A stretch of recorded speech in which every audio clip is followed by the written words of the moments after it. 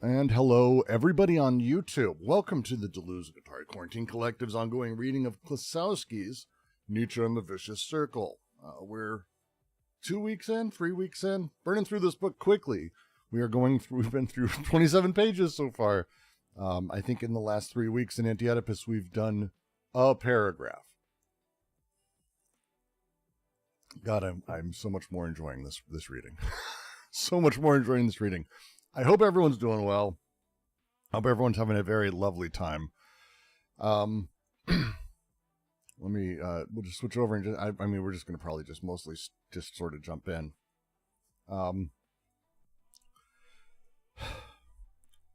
Where we left off is this very small sentence on 27. To understand Nietzsche, it's important to see this reversal brought about by the organism.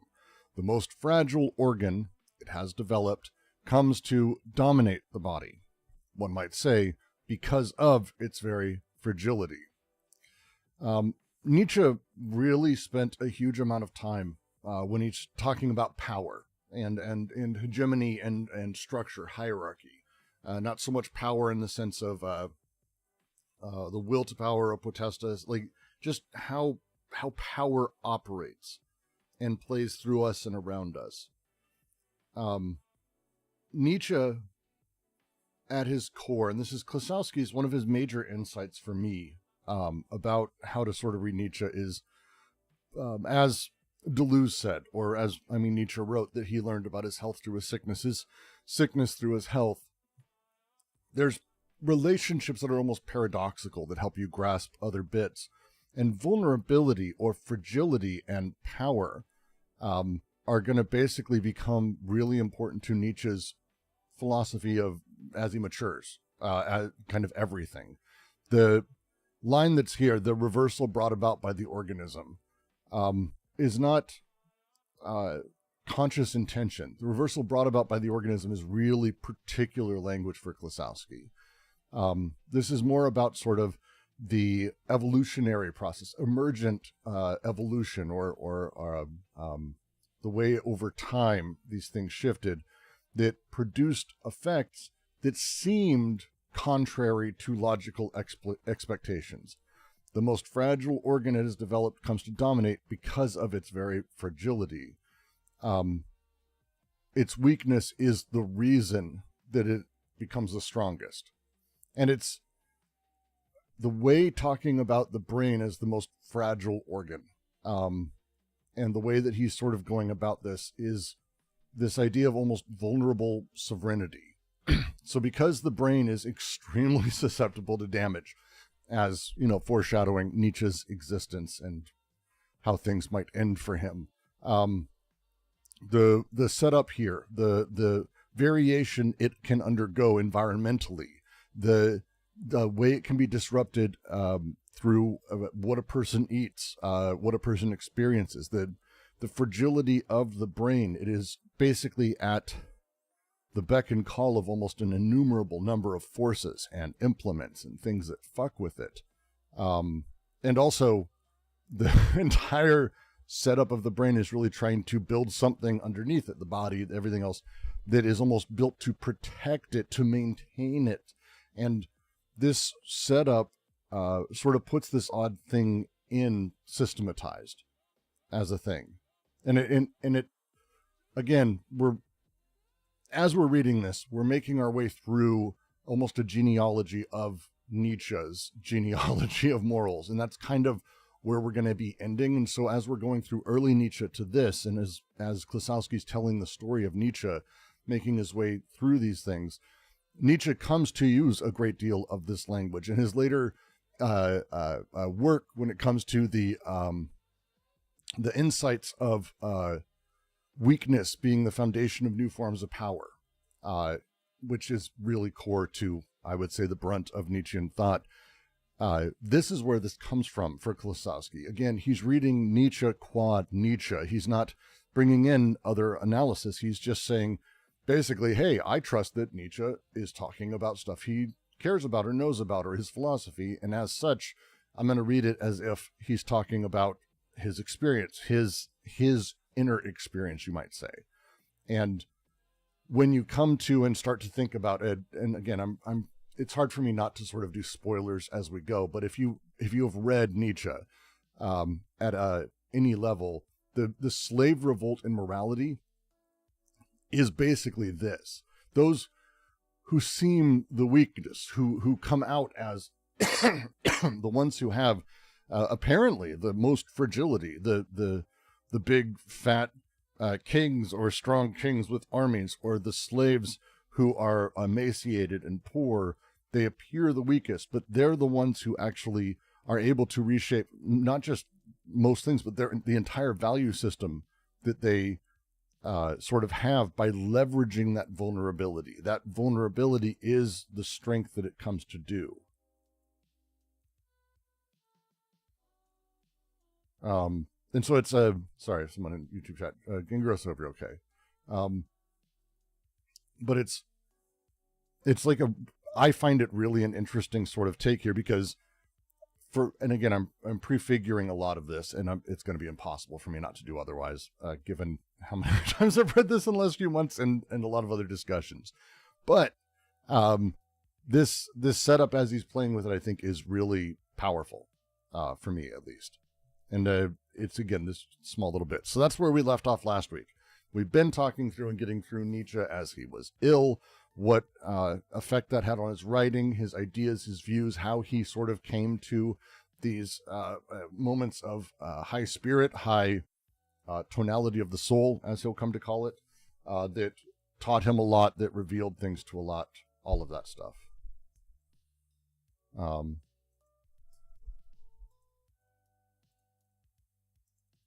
So, yeah. Everyone following generally. Cool? Meh, moo, a little bit, meh, sort of. All right. Then I'll do my best to continue. I don't know why my mic is doing weird stuff. 1 second. I'm kind of quiet.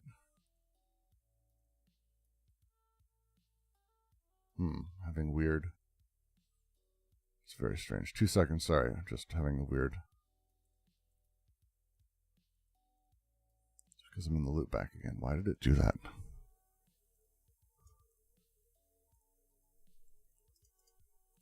Okay. There we go. That should boost me back up. It did. Excellent. And, okay. Is that better, everyone on YouTube? Is that working better? Is it Discord? Is that louder? Is that better? Is that worse? I can't fucking tell. No one cares. No one's responding. No one's here. That's fair as well. What am I supposed to do? That's fair. So then I'll go ahead and read. We'll make our way through and see what we can pull out of all of this. Who knows? The cerebral activity, thanks to which the human body adopts the upright position, winds up reducing the body's presence to an automatism. The body, as body, is no longer synonymous with itself, strictly speaking, as an instrument of consciousness. It becomes the homonym of the person.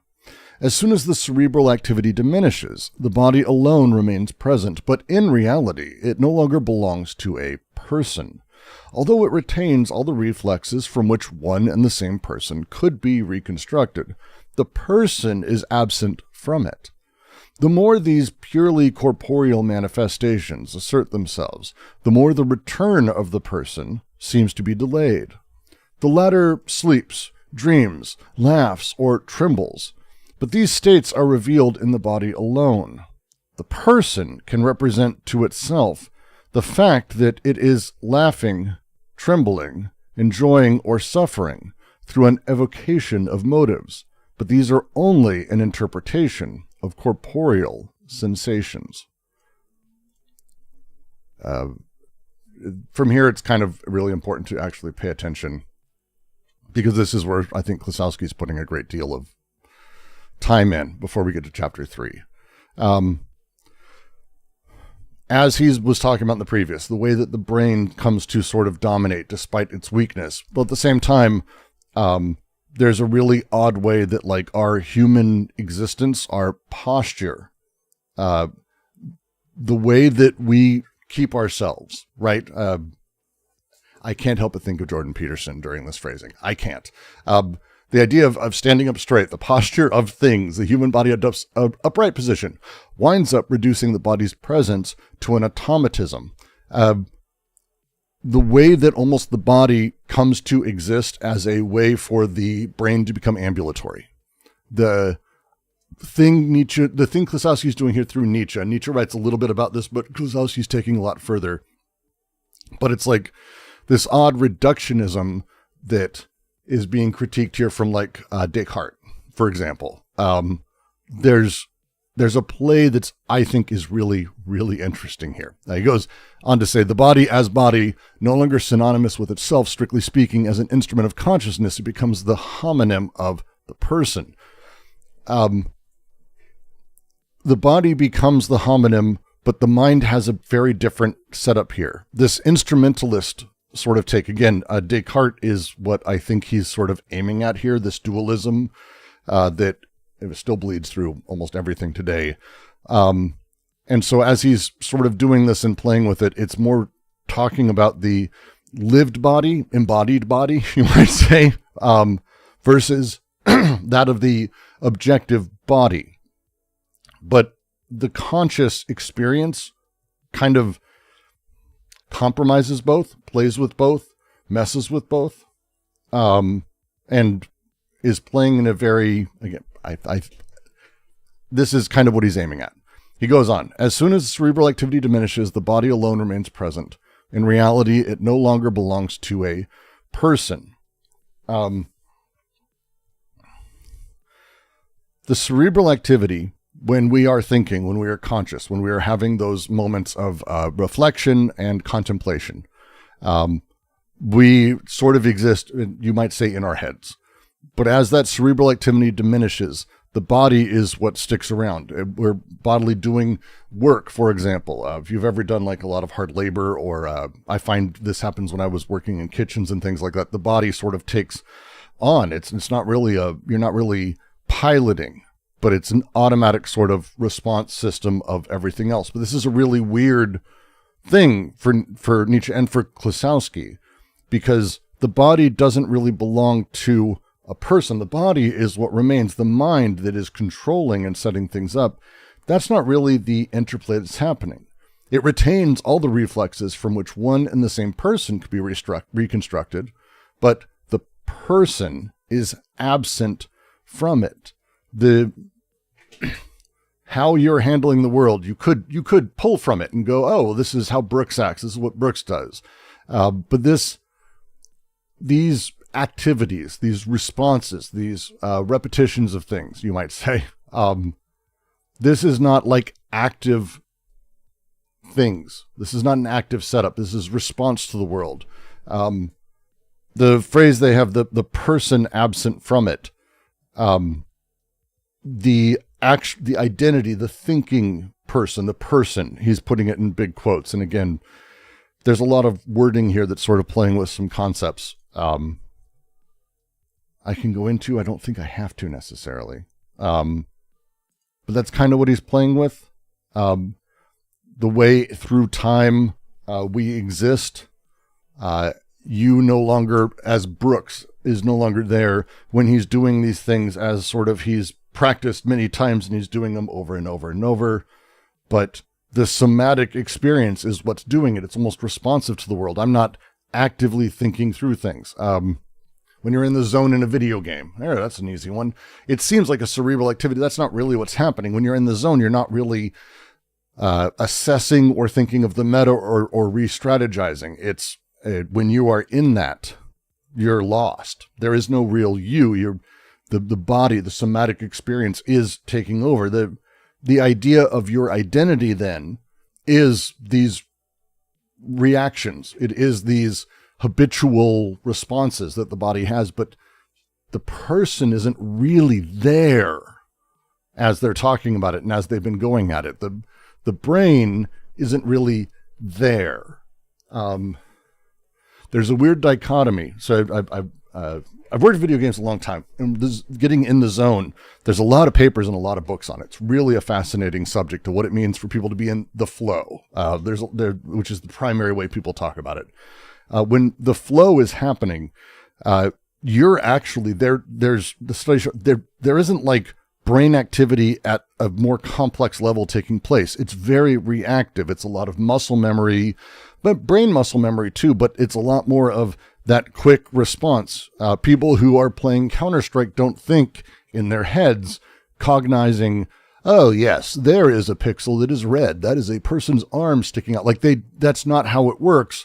After a while, at first it is, you don't really see it, but after a while, not so much. It's more just automatically seeing things, and your reaction becomes about that. And this is sports across the board. Getting in the flow makes it autonomic, automatism, as they call it. But it's an autonomic response. And it's really a fascinating break because you're there. The responses that make you up, but the person isn't really doing the things. It's not really the pilot in control, right? There's no pilot. It's more just automated sort of systems at play. Complex ones, but still automatic systems. And on YouTube, someone says, would the body here be a bit like if consciousness were framing a machine for Fourier? I am not going to pretend to say for Rouillère. I don't have a grasp of Rouillère enough. Trust me, I wish I did. We have some lovely readings, and it's a thing that is on my list, and it's the thing I try to do now. Got too many readings, but I'm not going to pretend. Spinoza was also fascinated by automatism of the body, specifically the phenomena of somnambulism. But, I mean, yeah, well, this, Nietzsche too, and this is kind of the question is like, what does it mean to have the brain or you there, the person there? And that's the phrasing that they use that I think is really interesting. The body as body, no longer synonymous with itself. It is an instrument of consciousness, a homonym of the person. But once the cerebral activity diminishes, the body alone remains present. But in reality, it no longer belongs to a person. It retains the reflexes from which one and the same person could be reconstructed, but the person is absent from it. These purely corporeal manifestations assert themselves, the more the return of the person is delayed. The latter sleeps, this is more poetic, but sorry, my I'm congested today.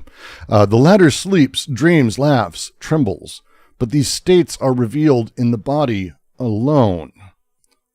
The person can represent to itself the fact that it is laughing, trembling, enjoying, or suffering through the evocation of motives, but these are an interpretation, only an interpretation of corporeal sensations.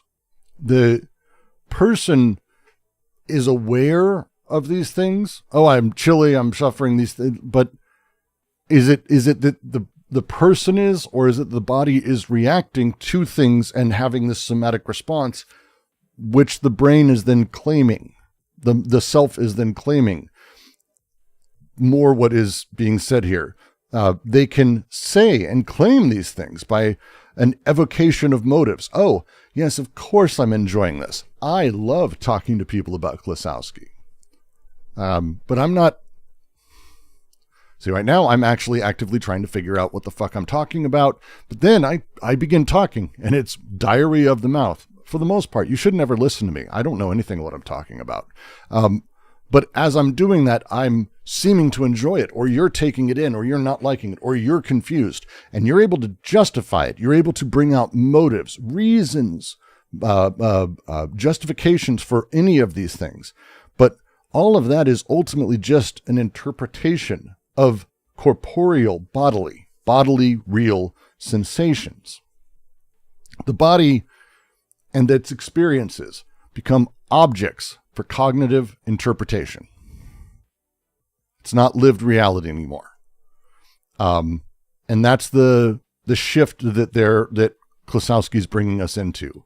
There's basically through Nietzsche, how I read this is it's beginning the challenge against the idea that there is immediate self-knowledge, that there is a unity of embodied experience across everything, but instead unity of embodied experience within, like it's a different space within these things that he's sort of getting at. I really like it. I like it. And yeah, there's a little bit of phenomenology in here, very much. Again, he's doing a different play with it, but you can see where he's very influenced by it. Same with early Deleuze, I think. But with this, you can see it much more clearly. So, that would be that paragraph. Any thoughts, opinions, questions, discussions to have? Please, please, please.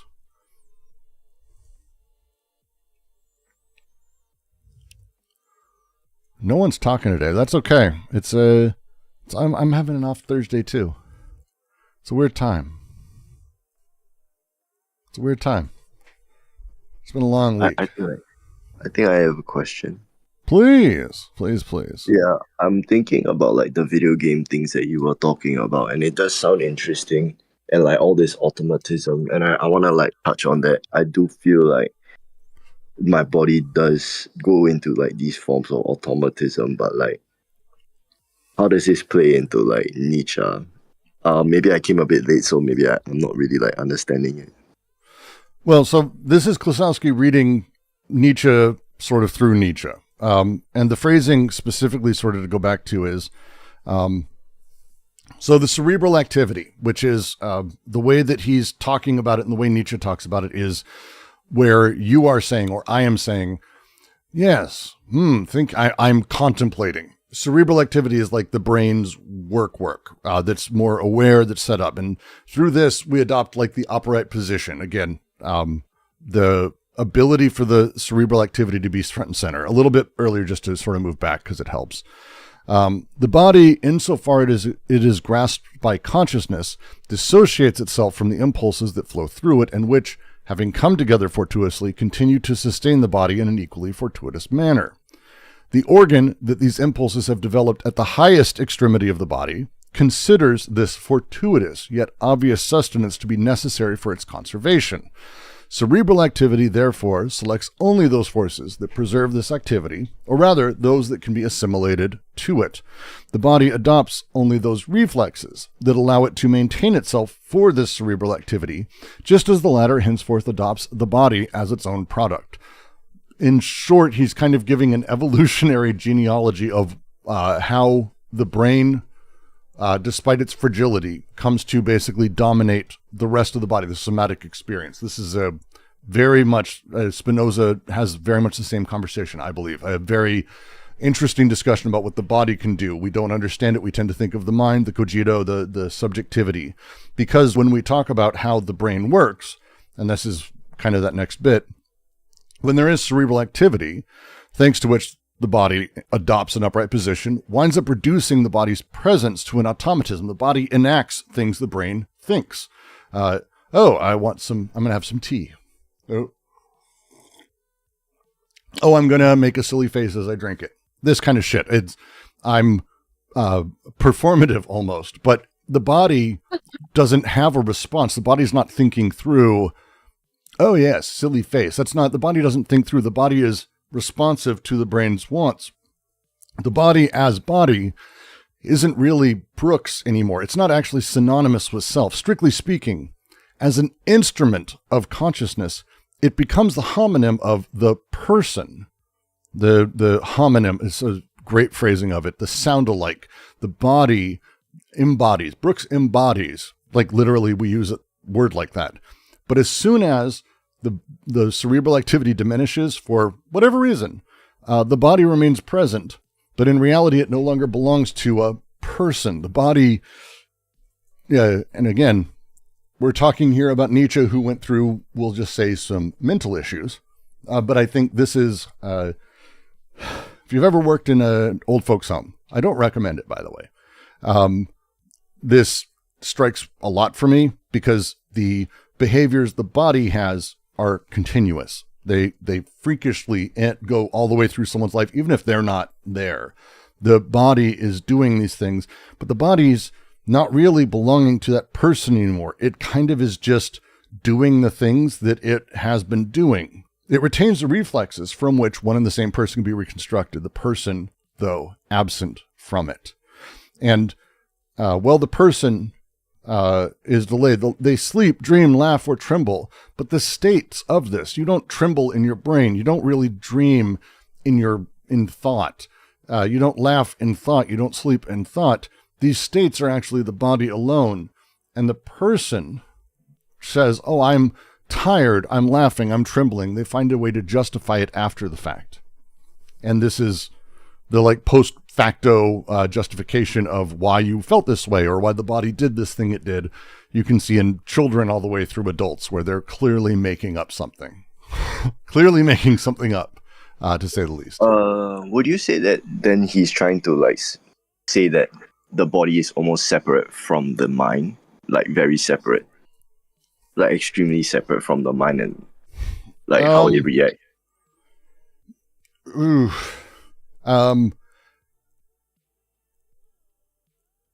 So in this part, because this is a process, it's breaking down and having a conversation around what body or mind means. And he's doing it in terms of very much a separate body and mind in the Cartesian sense. Because again, when Nietzsche was coming about, the vast majority of discussions were very much had in a dichotomy based sense. The mind and the body, the soul and the body, the brain and the body. These things were centered to a lot of sort of post-Enlightenment or rationalist era thinkers that Nietzsche was coming up around, especially in the German idealist tradition, which he really, really had an issue with.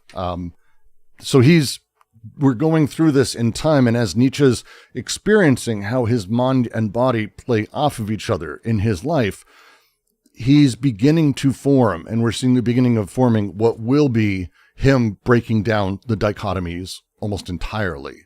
And that's, I think, where we're heading. I'm hesitant to say yes, because we're not going to end up in that place where the mind and body are different things. But right now, we're sort of tarrying with the difficulties of the time. Because again, we're still in the biography or history of Nietzsche section of the book. We haven't quite made it into what did Nietzsche mean or what are these points. So we're almost there, but the first 2 chapters are very biographical. Sorry if it was a dumb question. No, Sorry. Absolutely. It wasn't a dumb question. Like, it was the opposite of a dumb question, because literally, as I always tell people, if you're wondering it, so is someone else. None of us are that special that we have like a very unique question. As awesome as I'm sure you are, and I'm sure you're just the coolest fucking person in the world, none of us are cool enough to be thinking of a truly original question at any time. So if you're thinking of it, someone else, chances they are too. So if you ask it, they get to have it answered without having to or dealing with social weirdness or anything that kind of pushes them against doing it. It's very important. I mean this. Thanks, man. It's if you haven't read Rancière's Ignorant Schoolmaster, you should. It'll change how you view ignorance entirely, because it can be an absolutely wonderful teaching subject. Oh, thanks for that recommendation, man. I'll check it out. Can I get the name again? Rancière, you know what? I'll actually just post the... One second. I'll just post the PDF in the fucking chat. 1 second.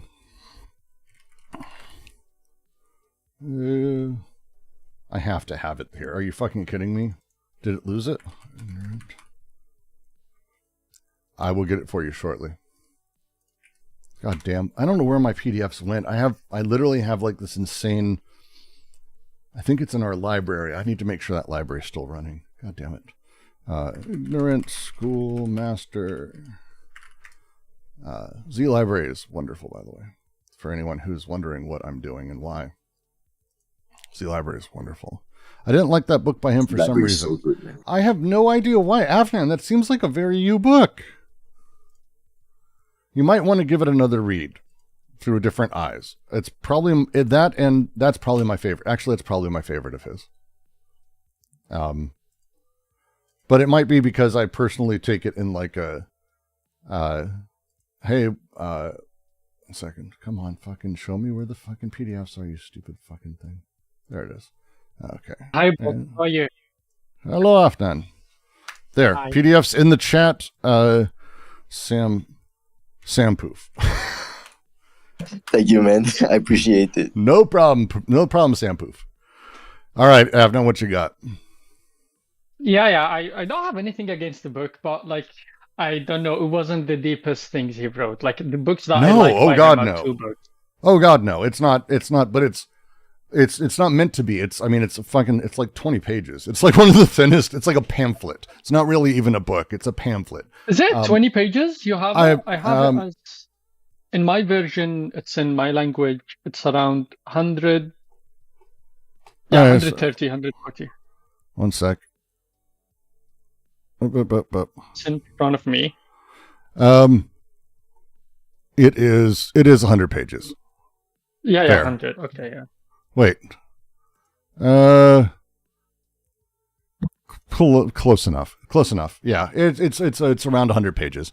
But that's, again, for Rancière, I love it. We can argue about this another time. The very short version is the story he tells is of Joseph Jacques, which is just the fucking coolest sounding French name. And it's also fun to say. If you ever say it, I recommend it. But the way it worked is basically the story of an accidental teacher and how it actually worked out in the favor of the students. And I don't want to give spoilers because I will just end up coloring your understanding of the book. I find if you grew up, and I think maybe it's more powerful for me, But if you grew up in a space where teachers were always the authority and that they impart knowledge to students as a basic idea, that is the thing he's critiquing. That's not actually the job of a teacher. And it sounds weird because that's what we learn as teaching. But for him, teaching is teaching, and teaching works differently. It's worth reading. It's a good book. I like it. I like Rancière is deeply, deeply underrated.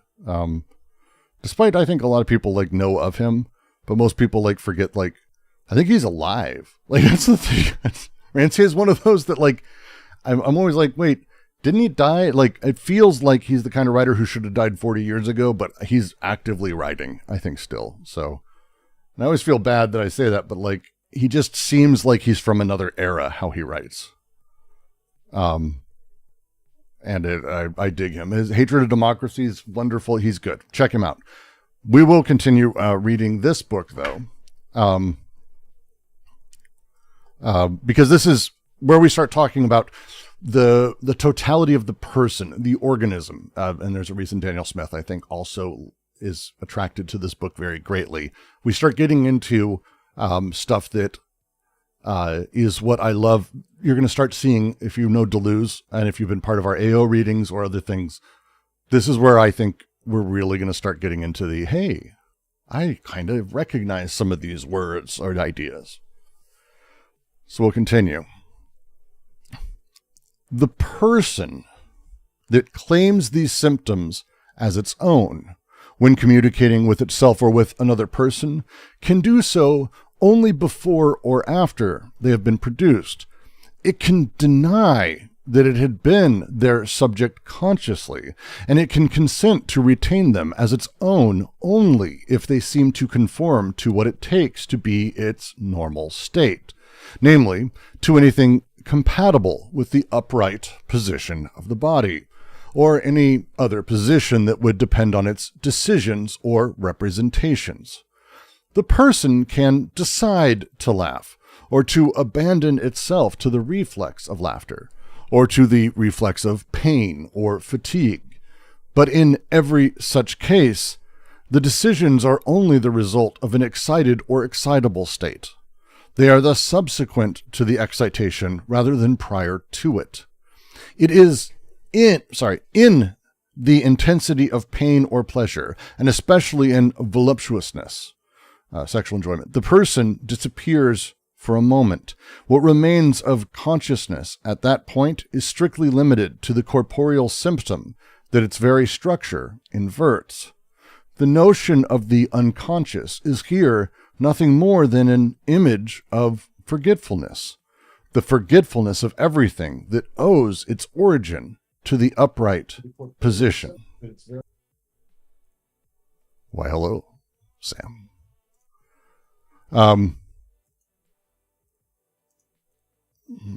One sec. Discord's being funky. Really funky. What the fuck, Discord?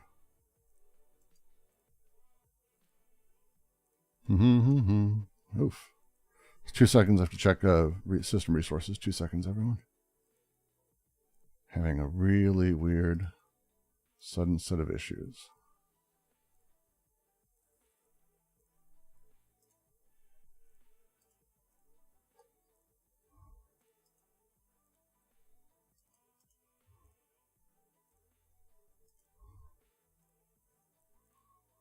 Okay. What is taking up all my CPU right now? OBS is spiking. Of course it is. Why is it spiking, though? That shouldn't be an issue. Is that an issue? 2 seconds. I have to change a thing really quick. Apologies. Just be a moment.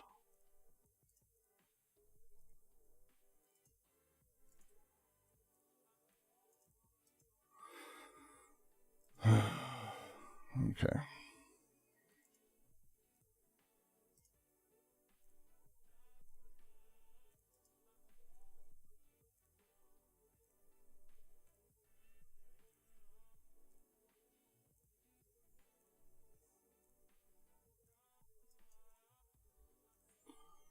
See if this helps.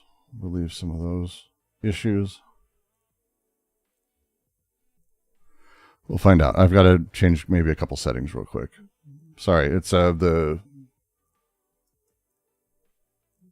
subtitles, but I may just fucking turn them off at this point because it's starting to get a little ridiculous with this fucking nightmare.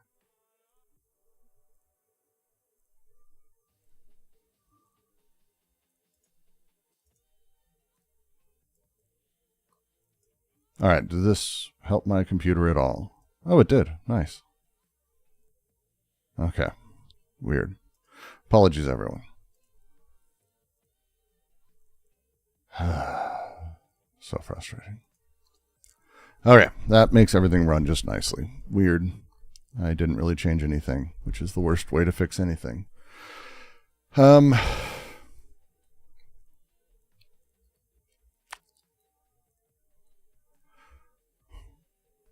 We'll start at the top here.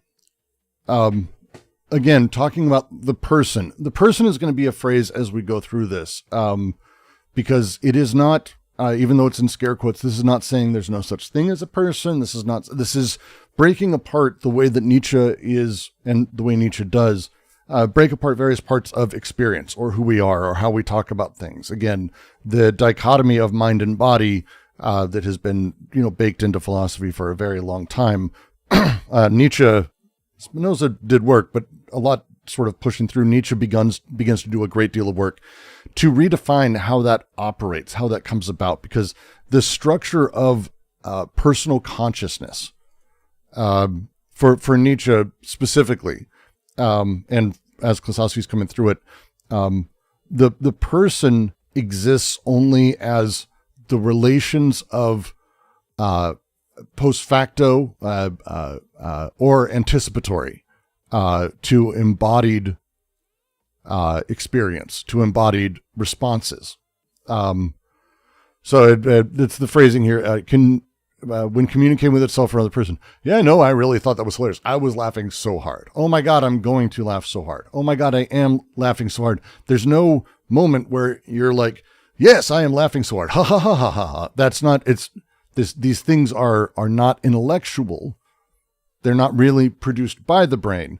The brain is in consort with them, but the somatic experience, the bodily experience is what's driving them. And these symptoms get claimed by the person through the brain. It's not the brain so much that's claiming them. The person claims them.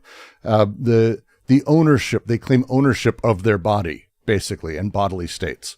And the phrase here that they use, communicating with itself, is going to be really important. Notice it's not just when I say I'm having a good day. I'm saying I'm having a good day to all of you, but it's not just that. It's also the communicating with myself, because even self-awareness has a gap in time. Necessarily, you don't think and have the feeling at the same moment. You don't become aware of it until after or right before, or justifying it as you make your way through it. This is not how these things sort of operate. So when we're talking about these things, we're talking about someone, I don't have an inner dialogue. I know people who do, and we've talked about it, and I find it fascinating, but it still has that structural delay. Even I, who don't have an inner dialogue, the awareness and how I come to be aware of bodily states, whether it's emotional, whatever, it doesn't happen identically to when the thing is occurring. There is delay, either before anticipatory or after, which would like belated, secondarily, post facto. And this idea is shifting things. Like we were just talking about, and I was just mentioning phenomenology.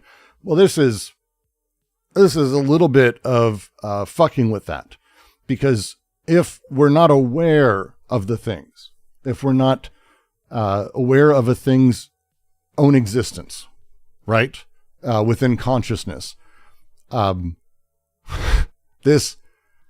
immediate awareness of things, the immediate self-givenness that phenomenology has, becomes really quickly challenged. Like I said, we're going to be making a lot of moves through a lot of shit. This is just diving right into that. It can, the person, it can deny that it has been their subject consciously, it can consent to retain them as its own only if they seem to conform to what it takes to be its normal state. You are the editorial system. Like your brain's the person is kind of the editorial system. Well, that doesn't seem like me at all. That must not be the reason.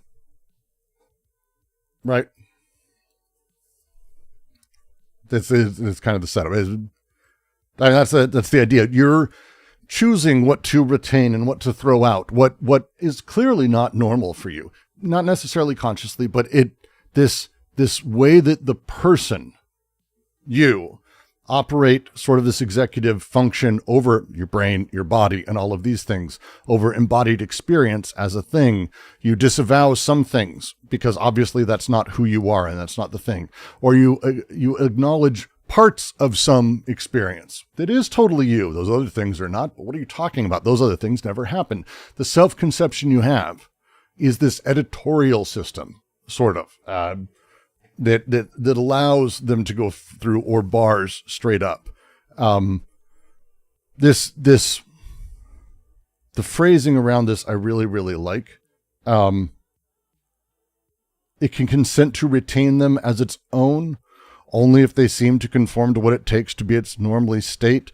I really, what it like consents to retain the idea that like you are who you are, the person you are, your identity, the subject, which is really what we're kind of going to be aiming at, is more about curation rather than reception. Who you are is curating the forces and the way they sort of surface based on what you see to be yourself. It's curating the forces rather than passively receiving them. We commonly talk about it as being passively receptive. Oh, I'm hungry, horny, wanting this, wanting that. And we act as though and talk as though we're letting all of those things through or learning to control other ones. But it completely dismisses the idea of anything that we disavow, bar from understanding, or don't even understand or have categories for, which is the vast majority of everything. And so because we do curation, it shifts these things. And the shift towards the word, what it takes to be its normal state. Normative self-understanding is kind of the thrust here, that personal identity is constituted through this normative understanding of oneself. And that normative return. Sorry, spoiler alert. They say, namely, to anything compatible with the upright position of the body or other position that would depend on its decisions or representations. The upright position is a fascinating phrase that Nietzsche's continually using. The humanness is what he's returning. The thing that is agency, or how we perceive agency, the upright function, the thing that keeps us upright, human. Straighten your back. Don't you understand? You need to look this way. Blah blah. The lack of how to put it. The way that our posture in history and evolution is the thing we focus on that makes us different from animals, right? This is the phrasing that's used in every children's school book, I think, in the entire world. It's, oh, and then they began to walk erect, just like we do today. And that's where the first man came from. Like, what is this baseline thing? Well, we're defining it. It is that uprightness, and things are compatible with uprightness or not. And uprightness is personal decision-making, agency, having choice over things. That's what separates us from the animals, don't you understand?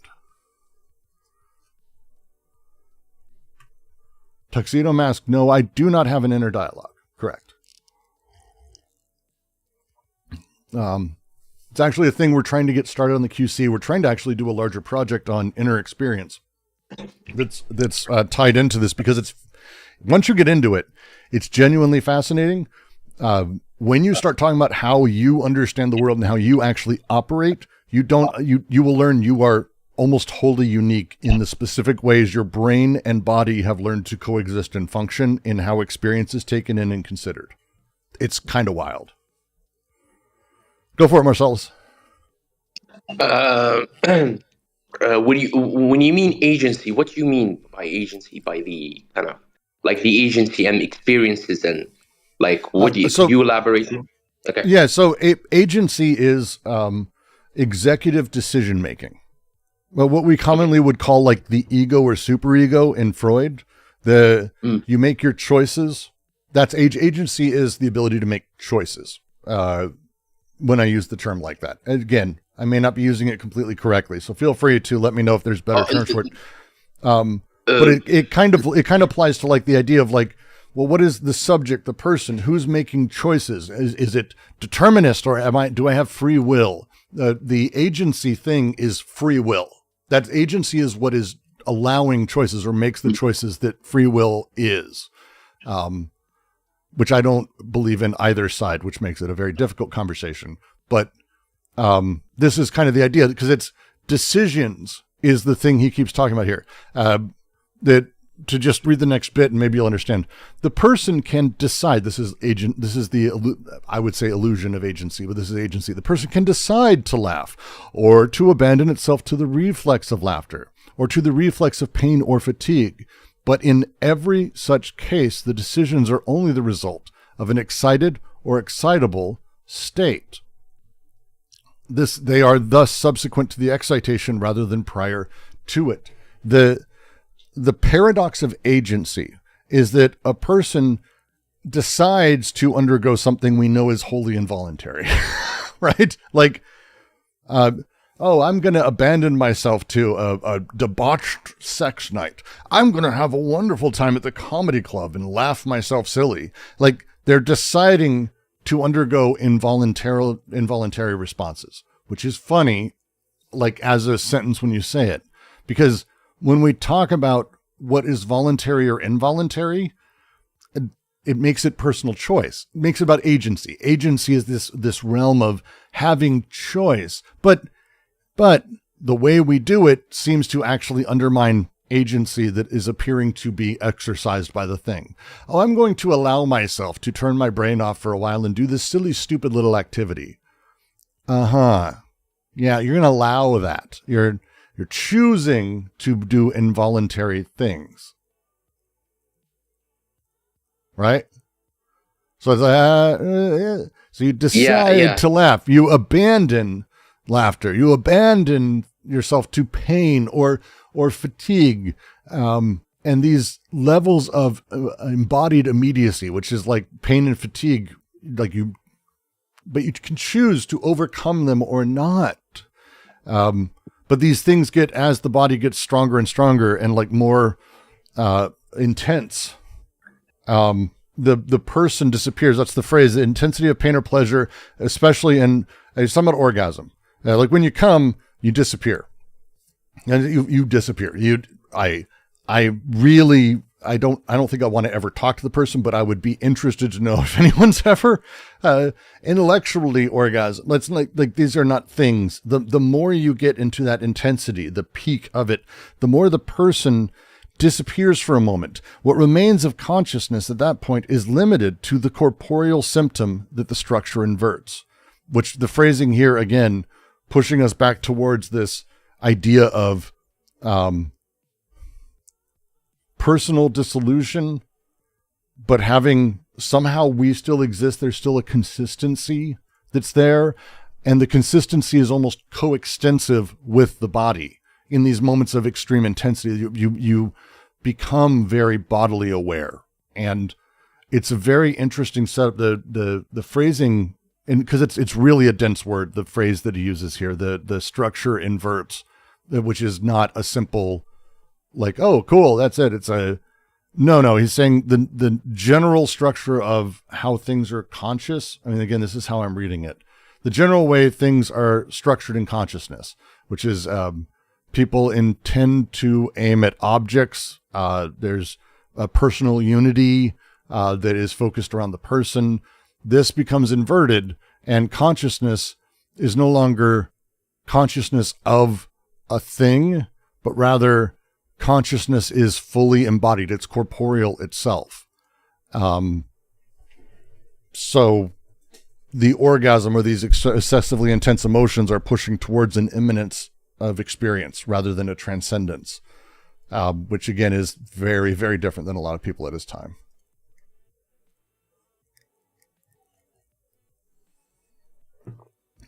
In other words, the barrier between self and world is perceived to be blurred.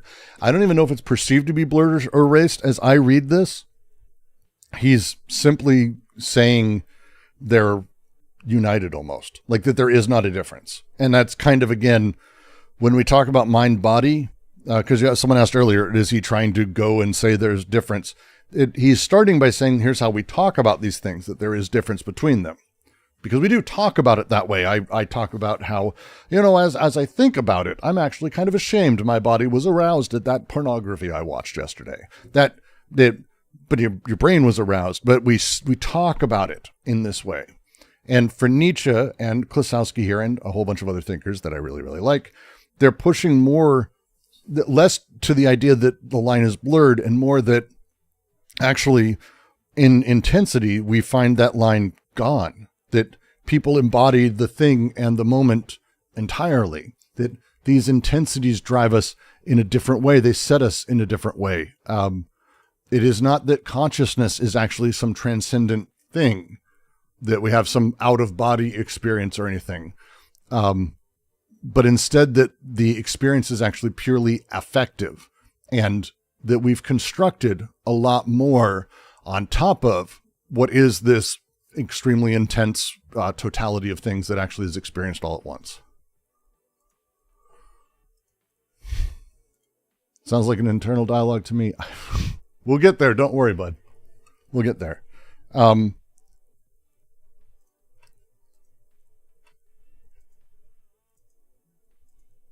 It's an interesting phrasing for all this stuff. Because again, how all these pieces work together and how they come together is the thrust and is the push here. The intensity of pain or pleasure and voluptuousness, the person disappears for a moment. The dissolution of personal identity in these moments. And if you haven't experienced in extreme pain or pleasure or voluptuousness, sensual pleasure that is abandoned, it's the idea of volupta is this like abandonment of the body, like pure sensuous pleasure. Deleuze loves this term. This is the third of the syntheses when desire becomes voluptus. That's the final bit, the miraculating. Bataille loves this kind of shit. In erotism, he talks deeply about how erotic experience in its peak is about the dissolution of a discrete identity, that it's not that so much two people who are fucking become one in mutual orgasm, but instead that they actually explode into the multitudes of everything. It's not that they become one, it's that everything dissolves. All of it. The way that these things are experienced, the way that they're set up, the way talking about this, the moment of disappearance, the phrasing of this to me is about really being aware that this is not a permanent thing. This is not this inner experience that is this thing is not something that then we carry with us as like a permanence, but instead it is about an alternation between it and something else, between this happening and then the next thing and the next thing, and that there is a process to this. That's the last line here, and it's why I really, really, really love this phrasing. The forgetfulness line is deeply overlooked shit for Nietzsche, by the way. Deeply, deeply Nietzschean thing, learning to forget. Forgetfulness is incredibly important to Nietzsche. And so I'm ending here. I really like the phrasing. The notion of the unconscious is here nothing more than an image of forgetfulness of everything that owes its origin to the upright position. So it's not that the unconscious is a repressed layer of psychic reality. It's actually and again, this is very much the direction we're going, so spoilers, but it is the forgetting of what makes us distinctively human and upright, or what our distinctive being is. The unconscious dynamics of things are actually moments when consciousness is becoming pre-human, when it is dealing with not verticality of development, brain above, hierarchized, but instead a horizontal embodiment. You might say something that's more rhizomatic as a thing, you might say. Because this is, I mean, that's, you can see where these things come together. Dear God, they're saying the same fucking thing, that it's the notion of forgetfulness, the forgetfulness of everything that owes its origin to the upright position. That's the phrasing. That's the thing they're aiming at. And that's the thing he's aiming at here, Klossowski. Does that make sense? Hey, Brooks, how much theory do you think is enough to achieve something? I don't know. Ask Marx.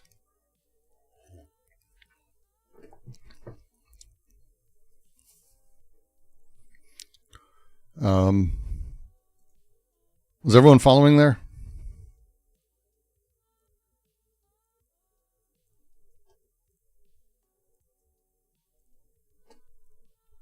Is everyone just generally following? Mostly? Not really? No one's listening? No one's talking? It's all fine. I'm not going to force everyone to understand this. It's a hell of a fucking book, to say the least. Go for it. In terms of the person that claims the symptom as its own when it's communicating with itself or with other person, can do only before and after has been produced, which means that the person is I hate the word interdialogue, but he's kind of conversing with himself in a way, right? He's conversing with himself or something, right? I don't know. This section I didn't understand. I don't know. No. I mean, I understand. That's fine. Yeah. No, what part specifically? Because feel free to just sort of ramble and be like. Yeah, the notion of he end by the notion of the unconscious is nothing more than the image of forgetfulness. It means that unconsciousness, the image as itself is the kind of forgetfulness, right? The forgetfulness of what, right? Of the unconscious, right? So what is is that a limited experience? It's not. It's so. To take it directly, the notion of the unconscious is here nothing more than the image of forgetfulness, the forgetfulness of everything that owes its origin to the upright position. There is a process in time that he's being very particular in talking about here. He's not saying that it's everything. It's the forgetting of everything that owes itself to posture, to being human, to what we understand as human, to that continuous model of things. The unconscious aspect of life is the image of forgetting all of that. It is the when we are talking about what makes us human, or why I am doing X, Y, and Z, or you're saying I'm confused, I'm this, I'm these things. You're none of those things, but you are. What you're doing is you are actually talking about yourself embodied in an upright position through these things, and you're discussing it from that spot. But here's the thing, the other part of that, and it's a thing that in this paragraph specifically, I'm not going to kind of go beyond that. When we, right now, I'm not saying anyone should be doing it, but right now we're being very intellectual. I'm talking about how I understand it. You're talking about how you're failing or you're confused. But then there are moments, there are times where we have an intensity of experience that's so fucking crazy that you're not thinking to yourself, oh yes, this is a good moment. That you're not cognizing it in a meta position. But when that's happening and you're just experiencing it, this is the unconscious. This is the unconscious coming in. This is the totality, the person that you are, who's confused right now, who you are saying, I am confused. You said it a few times. I get it. I say, I understand this. I said, I get it just now. We talk in these terms, but the person disappears for a moment. And what remains of consciousness is limited to the corporeal, the bodily system and symptom that its very structure inverts. The unconscious is here in the corporeal system. The unconscious of the body, not the unconscious of the, this is very specific, is nothing more than the forgetfulness of everything that owes its origin to the upright position. You as an existence have, since you were born as a baby, been taught to walk straight, stand up straight, do things for your brain. Your brain's important. Think, do this, care about your soul, your brain, your mind, your person, whatever it is. Feed the mind, the body. This is food for thought. Whatever that shit is, we've done that, and everything has been pushing towards this upright position.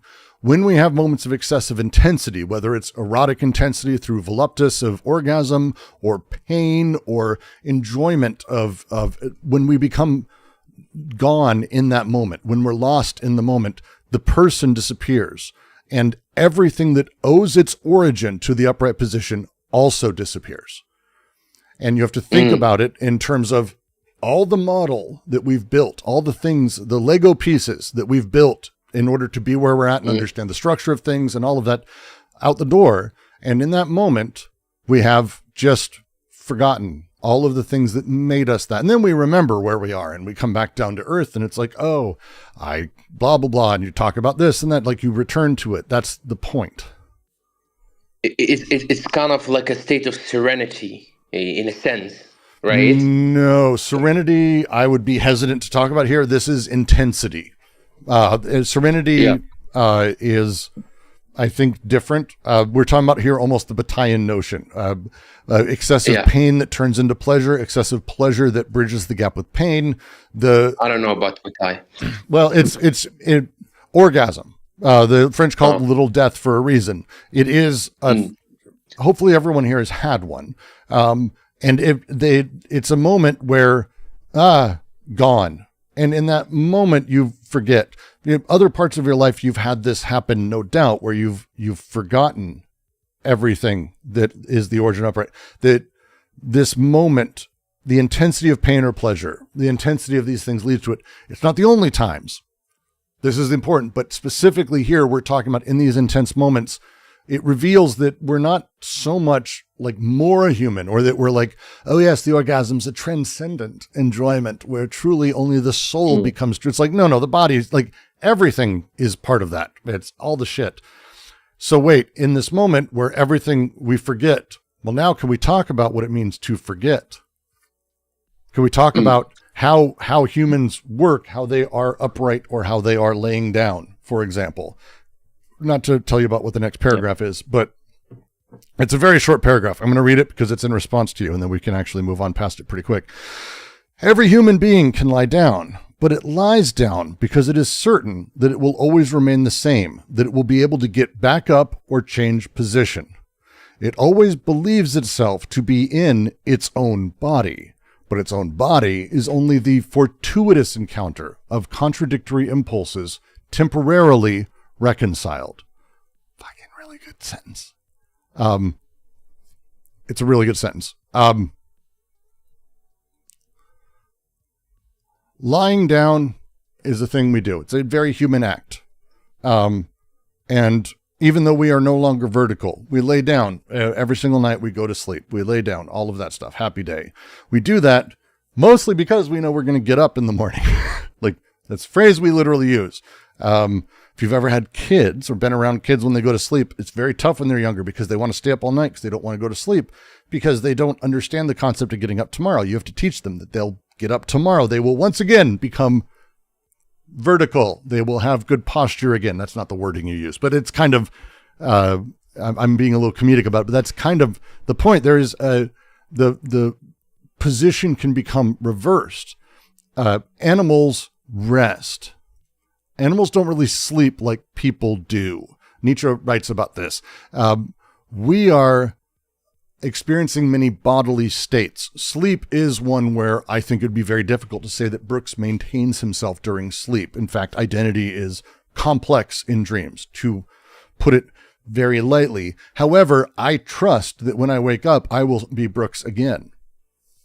Why? Why do we do that? The certainty we have that we will remain the same has a sort of temporality of faith that exists across bodily states here. No matter what the bodily transition may be, I will still be the same person. This can be sleeping. This can be surgery of any type. This can be illnesses. All these things that sort of we presume will come out the other side and will be us and get back up. We'll be able to change position again. Again, not just saying that we'll have the physical capacity, which is one of itself, but more that the subject, the person, will have the persistence to return. If you have this and you understand what I'm talking about, this is where you start to talk about sort of what Nietzsche meant when he talked about gazing in the abyss. The awareness that the idea of you existing in a few moments, you have no idea how that works. You have no idea if that's going to happen again or if it's still going to be you. But right now you are working under the assumption that that will be the case. And it certainly doesn't have to be. There's no reason to believe that's the case, except it's kind of what's happened. But the persistence of your subjectivity, it has to be willing to do this. It has to want to do this. Like in personal identity, how does it work? This is my favorite version of this is forever the nightmare of the Star Trek teleporter. The teleporter naturally disintegrates everyone who goes through it, and you're reconstituted elsewhere and don't realize that you just died. So you die every time you go into a teleporter painfully, and some other subjectivity appears. Do you experience that as continuity? No, you die, but the next you doesn't realize it. And that ongoing thing, what is that process? How do you even make sense of that? Or is that already what's happening, actually? Maybe a hint. Maybe a hint. Thanks, Brooks. But that's it. And it will always be able to get back up and change position. It always believes itself to be in its own body. The phrasing here, the emphasis, I didn't put on its own body. One's own body. What the fuck? That's not a self-evident thing. This is a thing we take as self-evident, but it's not self-evident. This is, again, that temporal faith that we're talking about that will continue going, and that maybe it's a mistake to have that kind of faith. Maybe, and I think people who've had extremely non-normative mental experiences are more sensitive and aware of this. It is not a thing that you can take for granted in any stretch of the mind. The idea of its own body, what constitutes ownership? Who owns the body? Does the subjectivity own the body? How do these things work? Is it my body? How the fuck does that work? What constitutes ownership? What constitutes belonging and control and power inside of this? It's a good convo to have, I think would be the phrase. It'd be a good convo because it ends with, and again, it's a short paragraph, but its own body is only the fortuitous encounter of contradictory impulses temporarily reconciled. This is it remind me of Nick Fuentes when said like my body, my choice, right? It's kind of signifying this kind of idea that like his choice, like the body of other persons, his choice, right? And like, how can we determine that? Like, I mean, if I understand it, like, do you remember Nick Fuentes like brazenly saying like, trustfully, like your body, my choice, right? This kind of brazenly arrogant American kind of way of talking, like you. So, I mean, it remind me of that, I guess. Like, it remind me of this kind of instance, right? Well, it's yes, and I think because someone in YouTube's like, I get the general idea, but what the fuck? So I shouldn't have used the word illusion of self. I was being very specific contingently in that because I'm talking about the idea of self as like a totalizing thing, but it's not an illusion. It's there. It's something that has impact. It's something that does stuff. Think of it as when you're pick a video game, any video game in the world that's a third-person video game or first-person video game or RPG. in video games, we tend to talk about the player character as a vehicle, the vehicle for the player to embody themselves in the world. People play, and they play with that as their self. They're making decisions through that embodiment and what that embodiment is allowed and how it can work. It's not an illusion that this thing is within that world doing the things that it does. And it's not an illusion that you sort of place yourself into that. It's very much designed that way and set up that way. But it's not you. It's not the total you. We wouldn't say such a thing. But you do with whoever the fuck you are. Your subjectivity. It's the same vehicle, the same system is at work here. The complexity of what is built and you seeing yourself as this Brooks. There you go. That's it. The self, its illusion is oversimplifying it, but it is something that is created at some point. Because as we exist and as the self exists, we're constantly justifying its changes. We're constantly presuming it will come back to us, that it will be the same, that there is a standard of it, that I can do things that will grow my character, and that they kind of do. They seem to. How does this work? And this presumption we have over time, the thing that's happening, how does this work with all the rest of it? Because that's the phrase here. Its own body is the fortuitous encounter of contradictory impulses, temporarily reconciled. And that phrasing, I think, is going to be the thrust of this. The assumption of bodily self-ownership, that this paragraph, again, 3 sentences, I guess, I shouldn't call it a paragraph. It believes in its own body. The fortuitous encounter of contradictory impulses. It's intended to be deflationary of that idea. What seemed to be with its own body, this really cool thing, its own body, it's actually a more contingent clash of things.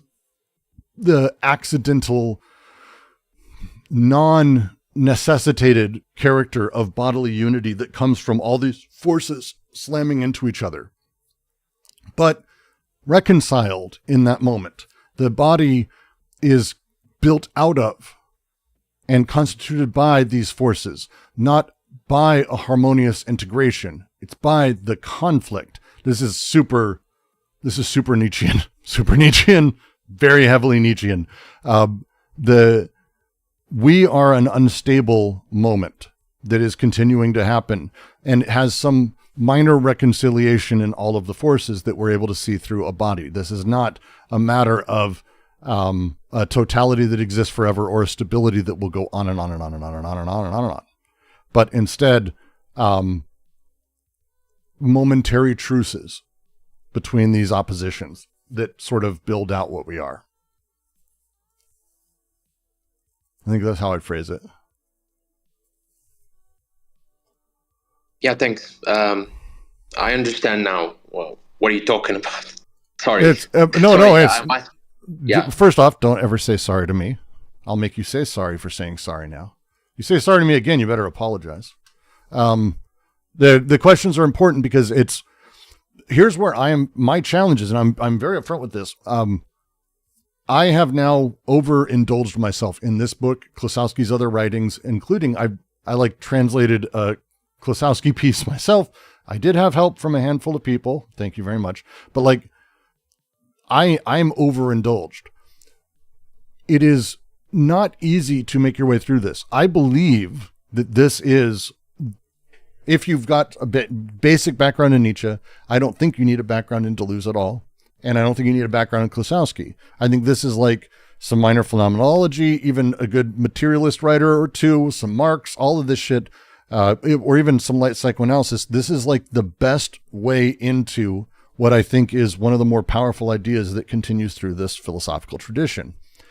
But I don't understand what other people are missing or what I'm overstating or understating. So don't hesitate to absolutely say, hey, that seems stupid. You can say that and I will not be upset because it does seem stupid if you don't understand it. And I'm happy to talk through it because I think we can. So don't ever say sorry for jumping in. It is the point.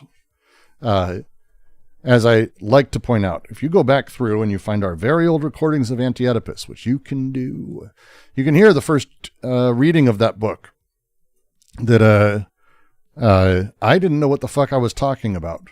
We had some, early on was not a fun reading.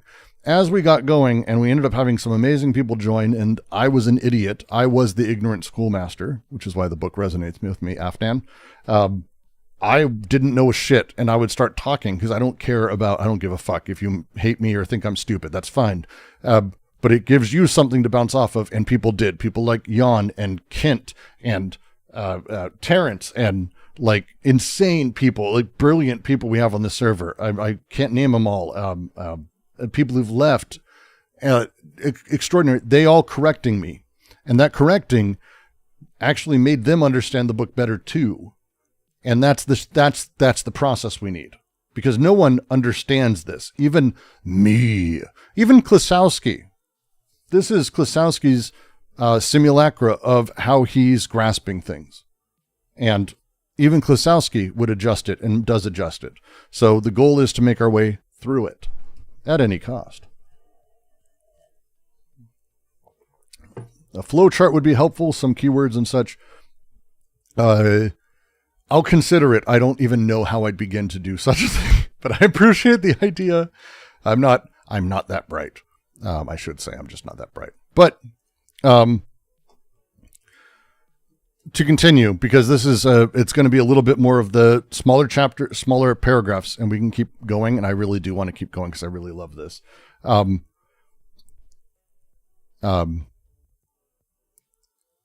This next one, yeah. He's speaking through Nietzsche here very heavily, but this is Klossowski from Klossowski. I'm just being clear. I am sick in a body that does not belong to me. Wait, no, this is... Yeah, is this Klossowski or is this quoting? No, this is Klossowski. Okay. Yeah, sorry, my PDF is kind of... Yeah, the quoting is much... It's not... See, the problem is this is the difference between quoting Nietzsche and Klossowski. It's like two characters. That level of indentation just does not do a service to things, because it's like... Yeah, it's just annoying. I am sick in a body that does not belong to me. My suffering is only an interpretation of the struggle between certain functions or impulses. Certain functions or impulses. Sorry. I'm making sure I'm recentering. There we go. I didn't have OBS up.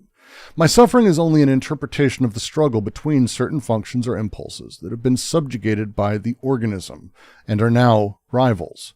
Those which depend on me and those which escape my control. Conversely, the physical agent of myself, the physical support of myself. Myself is, it's more than myself in French. Myself. It should be, there's a reason he has spaces there. God, I love Dan Smith. This is not saying conversely the physical agent of myself. It's myself seems to reject any thoughts I have that no longer ensure its own cohesion.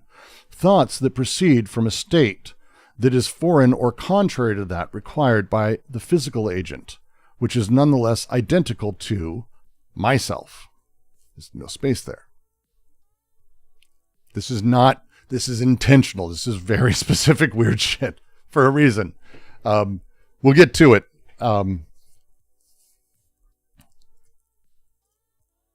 We'll get to it, but this is going to be dense. Okay. I am sick in a body that does not belong to me. I like this phrasing. Illness being separated from selfhood by a denial of bodily ownership.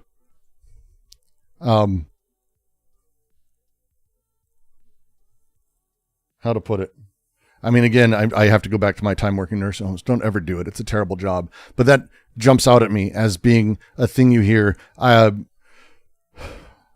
used to be able to do this. Now my body betrays me. I'm sick in a body that doesn't belong to me anymore. Right? Right. Do you get this is a thing. It's in movies too. Like it's a language that's not uncommon when we talk about this thing. The idea of being in, which is interesting that people phrase this, but it's inhabiting rather than the body that is yours, which again is a kind of betraying this sort of weird dualism of things. Because you're sick in a body that does not belong to me. The sickness is kind of precipitating a crisis of bodily ownership, right?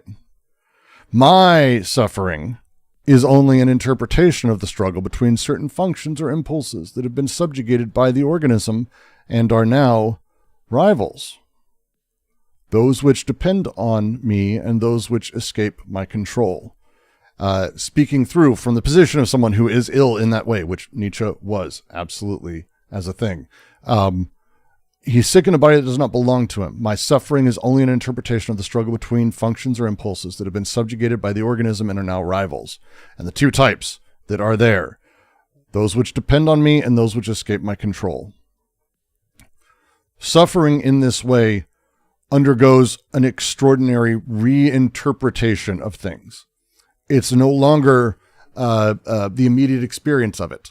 It becomes a sort of overlay of it. Only an interpretation is, again, deflating the immediacy of pain. It's pretending, it's suggesting that what seems present or what's happening right now is actually a cognitive construction. Your interpretation, right? Like it's actually cognitive. It's actually part of that. The struggle between certain functions or impulses presents the body as this battlefield rather than a single organism, a united thing. Rather than a united thing. That's probably how I'd phrase that.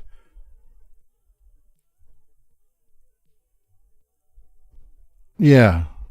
Impulse is subjugated by the organism. Because again, the organism, it's the language in here, it's almost poetry and it's really kind of a lot to untie.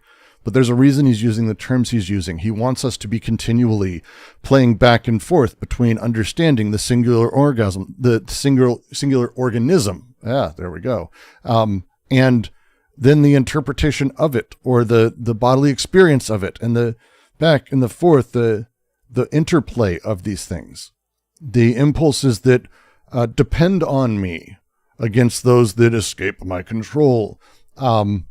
Is the idea of sort of playing with personal agency, those things which depend on me, or bodily autonomy within the experience of illness. There's a way that the body almost attacks itself. There's a lot of weird shit happening in here. And he says, conversely, the physical agent of myself, seems to reject any thoughts that I have that are no longer ensure its own cohesion. The cohesion is kind of going to be a big one. Again, we were talking about a moment ago that there's this foundation, physical agent of myself. This is a really tough one to translate. That's why he put the French in there. The supports not in I'm supporting you, but as in like the supports, the foundational building parts that support the building, that's the physical building that supports stuff. Right? That which bears weight. That thing that supports personal identity, but isn't actually identical to identity. The physical agent of myself, that's the phrasing he's using. This agent possesses its own interests, its own setup by maintaining this cohesion. It may be against and working against sort of the way that you consciously think about it is fine. Rejection, on the other hand, thoughts indicates this agent is kind of having a selective pressure on consciousness, filtering out ideas that threaten the integrity or ongoing cohesion of the body. And then they have the last line here, which is kind of a lot. Thoughts that proceed from a state that is foreign or contrary to that required by the physical agent, which is nonetheless identical to myself. And that's why this entire paragraph, this book is so much. This book is so fucking much. Yeah, addiction makes so much sense in the context. Dude, there's so much that if you like apply just a little bit of this to, you start going, oh, actually, yeah. Oh, yeah. Yeah. Oh, shit. It's that kind of thing. We're on page, I believe it's 28, heading into 29. Yeah, heading into 29 next.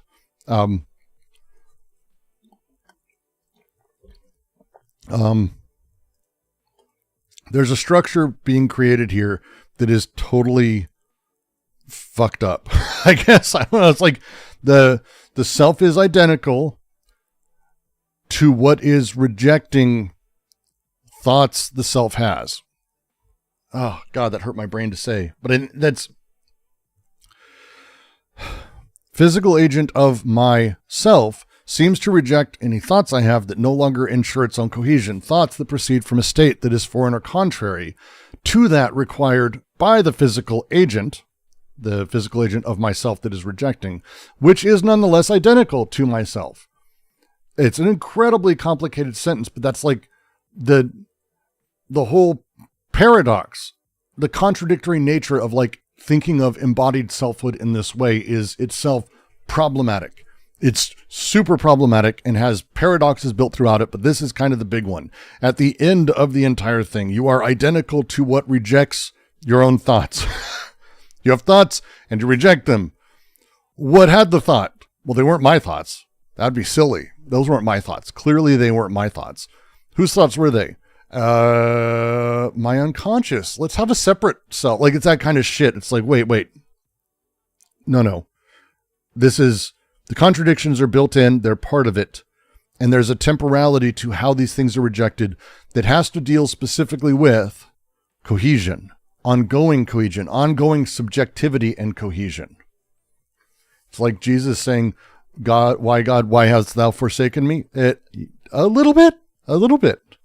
It's a really weird consideration. If you're following it, again, it sounds weird. It's written weird. It handles weird, but that is the thing it's doing and he's doing in here. The whole thing is a paradox of all of this. The whole point he's doing is he's developing how the body and mind seem to work together and how we're constantly fucked up and how over time, as Nietzsche was ill, as Nietzsche was coming through these things, these are the contradictions he began to experience and began to sort of play with, because a lot of stuff from the phenomenological sort of realm that did come after Nietzsche also took from this. Klossowski is again reading Nietzsche qua Nietzsche, not through anyone else, not through Heidegger, not through fucking anybody. He's doing his jam, and that's the point.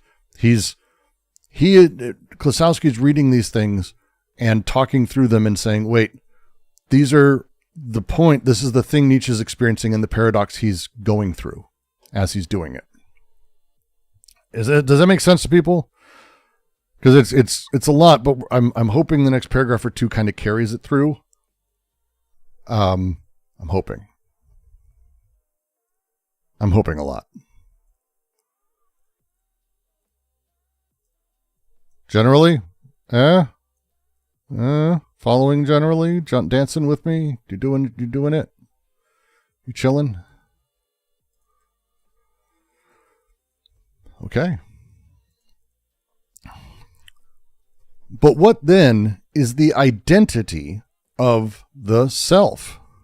It seems to depend on the irreversible history of the body, a linkage of causes and effects. But this linkage is pure appearance. The body is constantly being modified so as to form one and the same physiognomy. And it is only when the resources for the body's rejuvenation are impoverished that the person becomes fixed and its character hardens.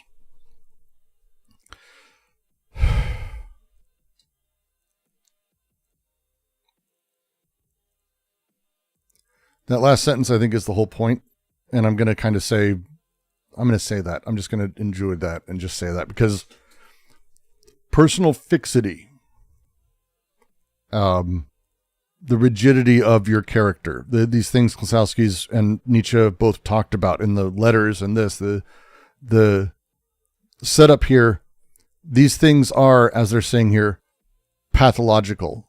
This is not the normal condition of things. Healthy identities depend on the body's capacity for regeneration and self-renewal. These resources can become impoverished through an innumerable number of ways.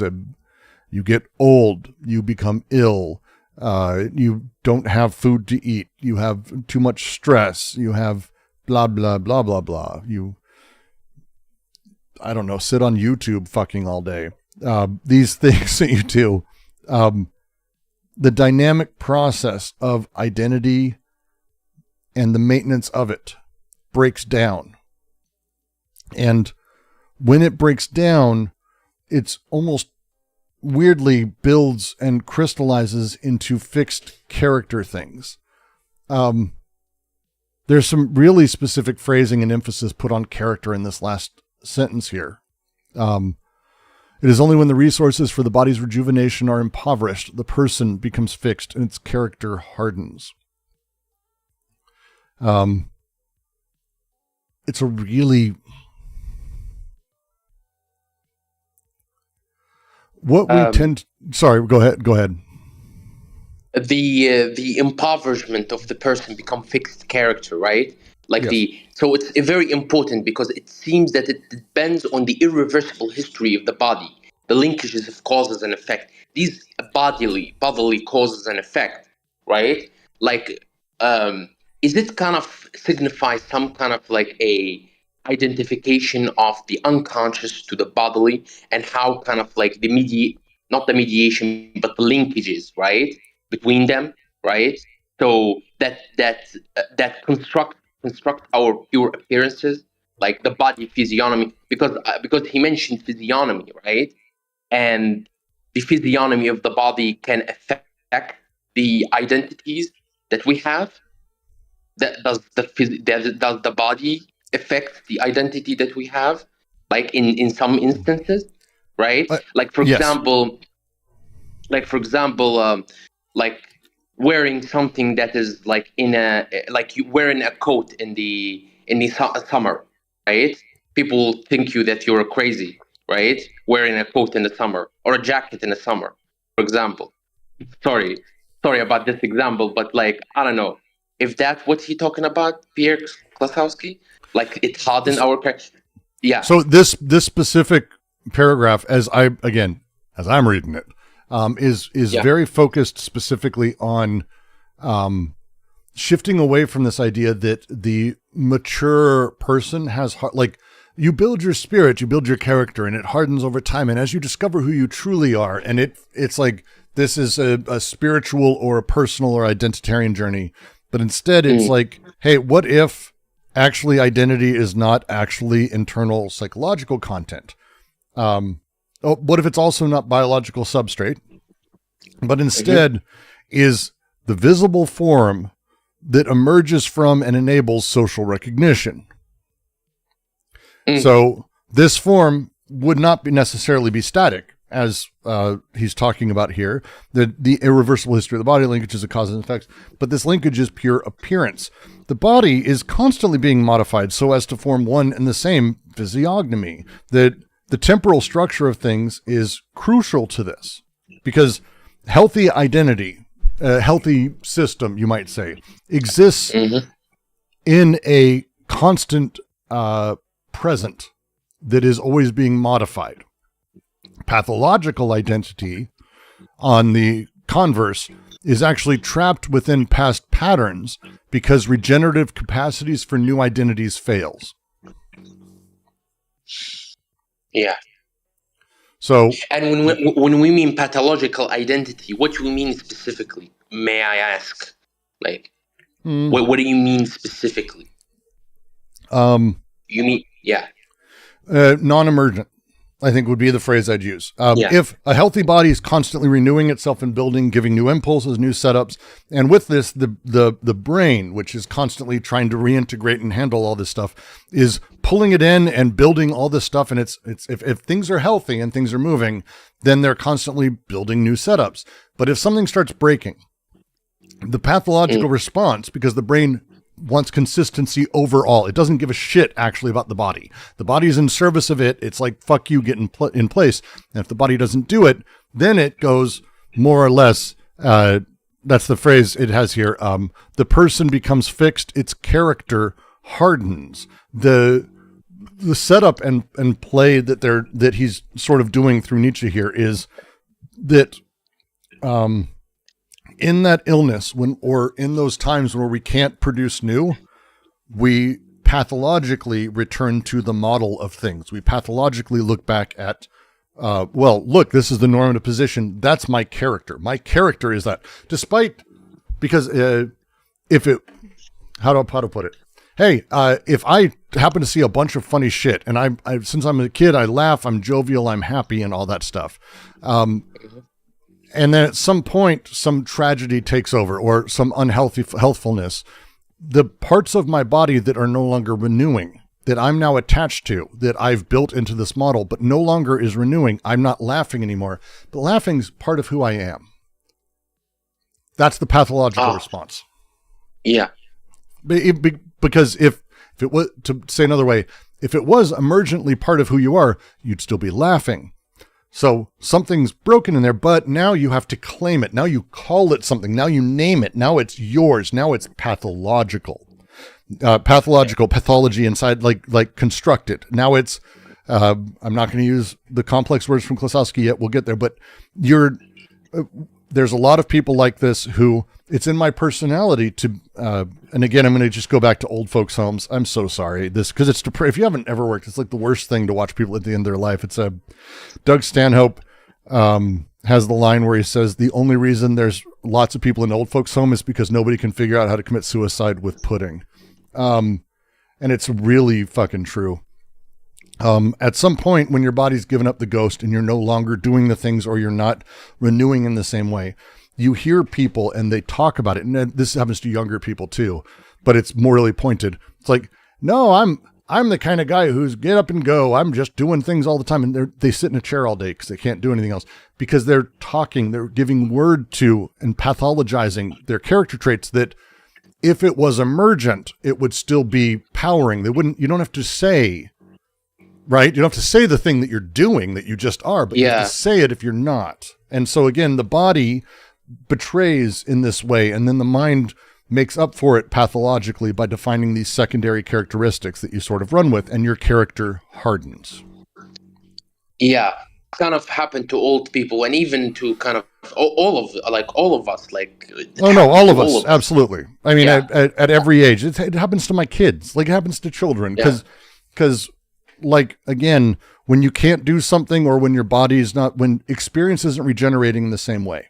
And that's it. That's really what they're sort of aiming at here. It's the temporal structure of things is the big deal. Healthy identity is constantly present and dealing with the things that are being modified. Pathological identity is trapped within past patterns when that capacity has failed. That's what that couple paragraphs is about.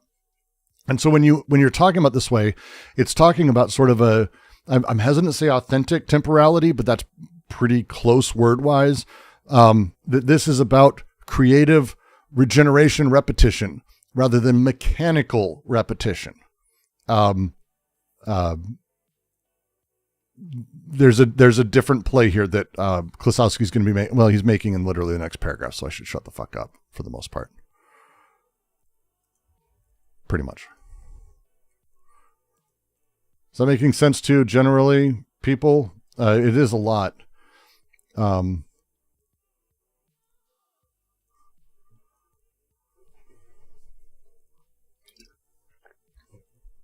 Does this book offer solution to these problems? Solution is going to be an interesting way to talk about it. The book goes, this is one of the reasons I love it. The book goes into a direction about how emancipation works in this way. It's good. It does things. Yes, it does things. Pashy, I think. So to read.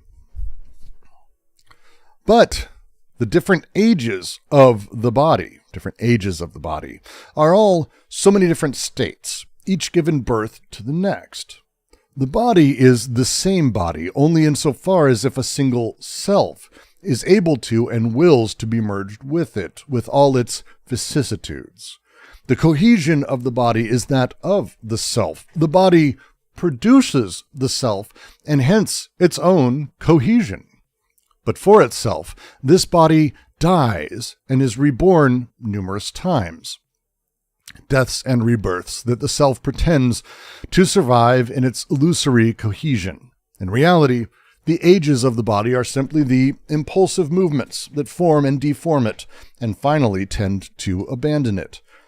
But just as these impulses are resources for the body, they are also threats to its cohesion. The purely functional cohesion of the body in the service of the self's identity is, in this sense, irreversible.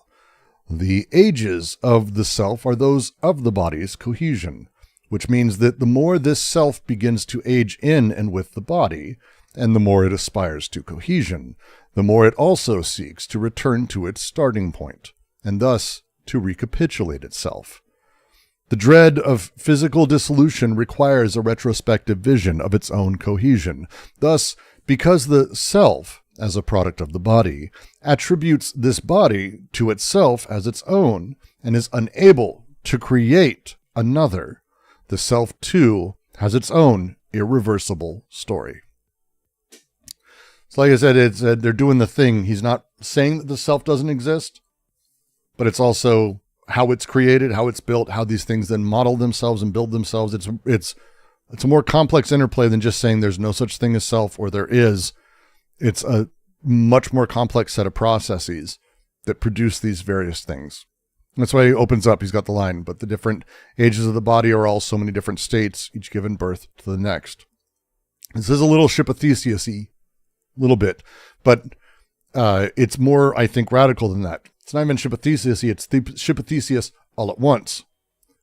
And then all at once. Because the idea of how we exist temporality, within temporality, temporally, some words are awful. We tend to consider ourselves as like these gradual modifications over times. But it's different than that. It's different set up entirely. There's all so many different states, is actually about that these things are discrete. Instead of Ship of Theseus, where a piece changes here, a piece here, a cell dies here, it rebuilds here, and over time, it's 90% at any given time, it's 90% the ship it was a moment ago. That's the Ship of Theseus. This is, no, it's states have discreteness. There's not actually a significant continuity. We talk of things and we say things like, I had the body of a child, a young man, an adult, and then an old man. These are not the same entity at different times. They're different entities. But there's a sequence, a generative sort of sequence of these things, right? Each giving birth to the next, that there is a here, birth, like it, but they're discrete. Again, it's genealogical, but it's discrete. It's discrete. I'm going to keep hammering that home. The discreteness of these things is the thrust here. The bodily agent literally is generating new bodily states. It is not modifying an existing one, and there's like I'm a slight change. It's like, no, there's poof, gone, poof, gone, poof, gone, poof, gone.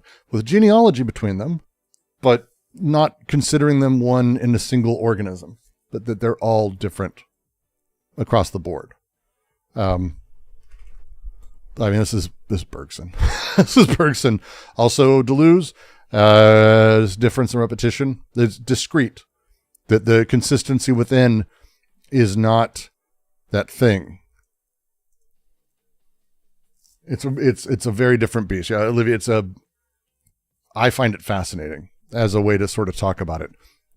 The body is the same body, only insofar as a single self is able to and wills to be merged with it, with all its vicissitudes. Personal identification of the body, the personal identification, the claiming of that, is claimed by the self, the me. I claim the body, but that person needs to claim the body. And there's a consistency there. There's able and wills to is a really, really interesting phrasing. Able to, wills to be merged with it. There's both volition there, like wills to be merged with it, but also able to. I mean, it's potestas potentius. The identity comes from the successful willingness. It's not about a natural persistence of self here. That's how I read it. Again, it's an important sentence, but that's how I read this. This is not about that thing. Instead, this is about a synthesis. It's not inhabitation. This is not co-ownership or ownership or whatever. And all of this has to happen through all of the bodily changes. The self claims all of it for all its vicissitudes. The bad shit too. Like not that it even has to take, but it has to take all of it. It has to disavow. It has to do these things, and it does so, but it has to take them. It doesn't just like, you can't just hop into a body that's got a whole bunch of problems and then like not have them addressed or dealt with in some consistent way with the previous self. The point is identification must encompass these things in some capacity or another. And that includes things falling apart in the body. Someone who, if you've ever known someone who's gotten a severe amputation, it's weird, but they find ways to integrate this or to integrate it in a very depressing way. This is the point. Bodily changes exist and have to be taken in. Bodily identity can fail in this way. Which is, again, the consistency in all of it. There's this process that has to go together. These things have to come together. The person, and I'm using that in their turn, not in my own, in the text, the person creates willingly rather than discovers continuity. Okay? Doesn't mean you do it willingly. The person, it's intentional. Myself does it willingly.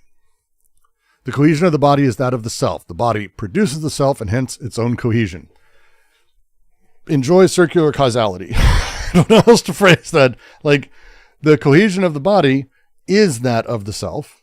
The body produces the self and hence its own cohesion. It's circular. There's a circularity to it, and it's going like this. The body produces the thing that produces its own unity. There's a lifting yourself up by the bootstraps thing, but again, it's a paradox, but it makes sense. To me, it makes sense.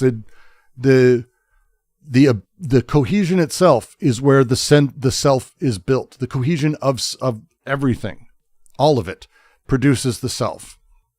The self, which is produced by the body, right? The body produces its own cohesion through this process. How though? Don't worry, we're going to be getting there. But for itself, the body dies and is reborn in numerous times, death and rebirths, that the self pretends to survive in its illusory cohesion. Illusory cohesion he means illusory in the way you're thinking. That's not a weird use. It's a good use of it. From the perspective of the body, right? There is basically almost total discontinuity. We may have a personal narrative that runs through all of these things, but the body for itself has a temporality where it's quite independent of any of this narrative. And so it dies and is reborn all the time, constantly. State transitions, we said earlier, of, I'm growing up, I'm older, I'm old, that these perceived moments in the narrative story, I have continuity through my life, but what appears as aging, the illusory appearance of aging, is actually the death and regeneration of the entire body. It's not continuous. The survival of the self through this and these transitions is the pretense. It is the illusory cohesion. The personal continuity that exists through this is the narrative fiction, the thread I tie through all of these things. That's the thrust happening here. There's a false unity through a retrospective synthesis. In reality, the ages of the body are simply the impulsive movements that form and deform it and finally tend to abandon it. The forces that ultimately build up the body leave death, birth and death, and existence, and how these things come together. Vitalist par excellence. I don't know how else to talk about it except to say it's vitalist par excellence. It's a really, really fantastic setup. But that's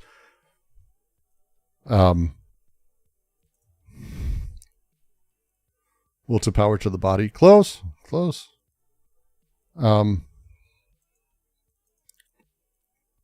This is Nietzsche's vicious circle. We're starting to see it. Yeah, we start to see the vicious circle that you're talking about, which is the circle, the different, like, how can you reconcile that? Well, and that's, so like John Casey on YouTube has the question of, but wait, if that's the case, and we're like, oh, I've got 4 sequences of birth and death and rebirth, but couldn't we like infinitely divide things up? Like every moment the body is ultimately a different entity. Yes, John. Yes. And that is actually what it is. But wait, how then, I'm going to give a little spoil. Sorry. How then are we able to have consistency if it's every moment? It's almost like there's a thing of the self. The self doesn't live and die in every moment. I don't experience it like that. I experience time in a really funny way, but it's kind of like a constant duration of things, a durée, Bergson. You might say that I am able to experience the cohesion and thread together every moment of my body, my arm moving like this, my fingers moving like this. This is my finger doing this, and my muscles, all of these things, every state is technically its own birth and re-death through this in the same way. But I'm experiencing it and you're seeing it. Constant. And that thread that's being weaved, it gives consistency. And by producing that, the body, which produces that consistency that I'm then experiencing, then creates the thread that the body goes through, and thus the circle. Sort of circular, viciously circular, you might say. Viciously circular, you might say. Because this is the just as these impulses are resources from the body, the impulses of everything, they're also threats to its cohesion. Vital forces don't give a fuck about your cohesion. To put it in Deleuzian terms, if you come from that, or Guattarian, or, I mean, honestly, anything. Desire doesn't have an aim. It doesn't have a goal. It doesn't have an endpoint. Cohesion is not what desire gives a fuck. Impulses don't, the forces of things don't go, oh, Brooks wants to stay as Brooks. I've got to hold him together. I've just got to worry about that all day. Doesn't give a shit. Does not give a fuck about any of it. Just does not give a fuck about you. Impulses are doing what they're doing.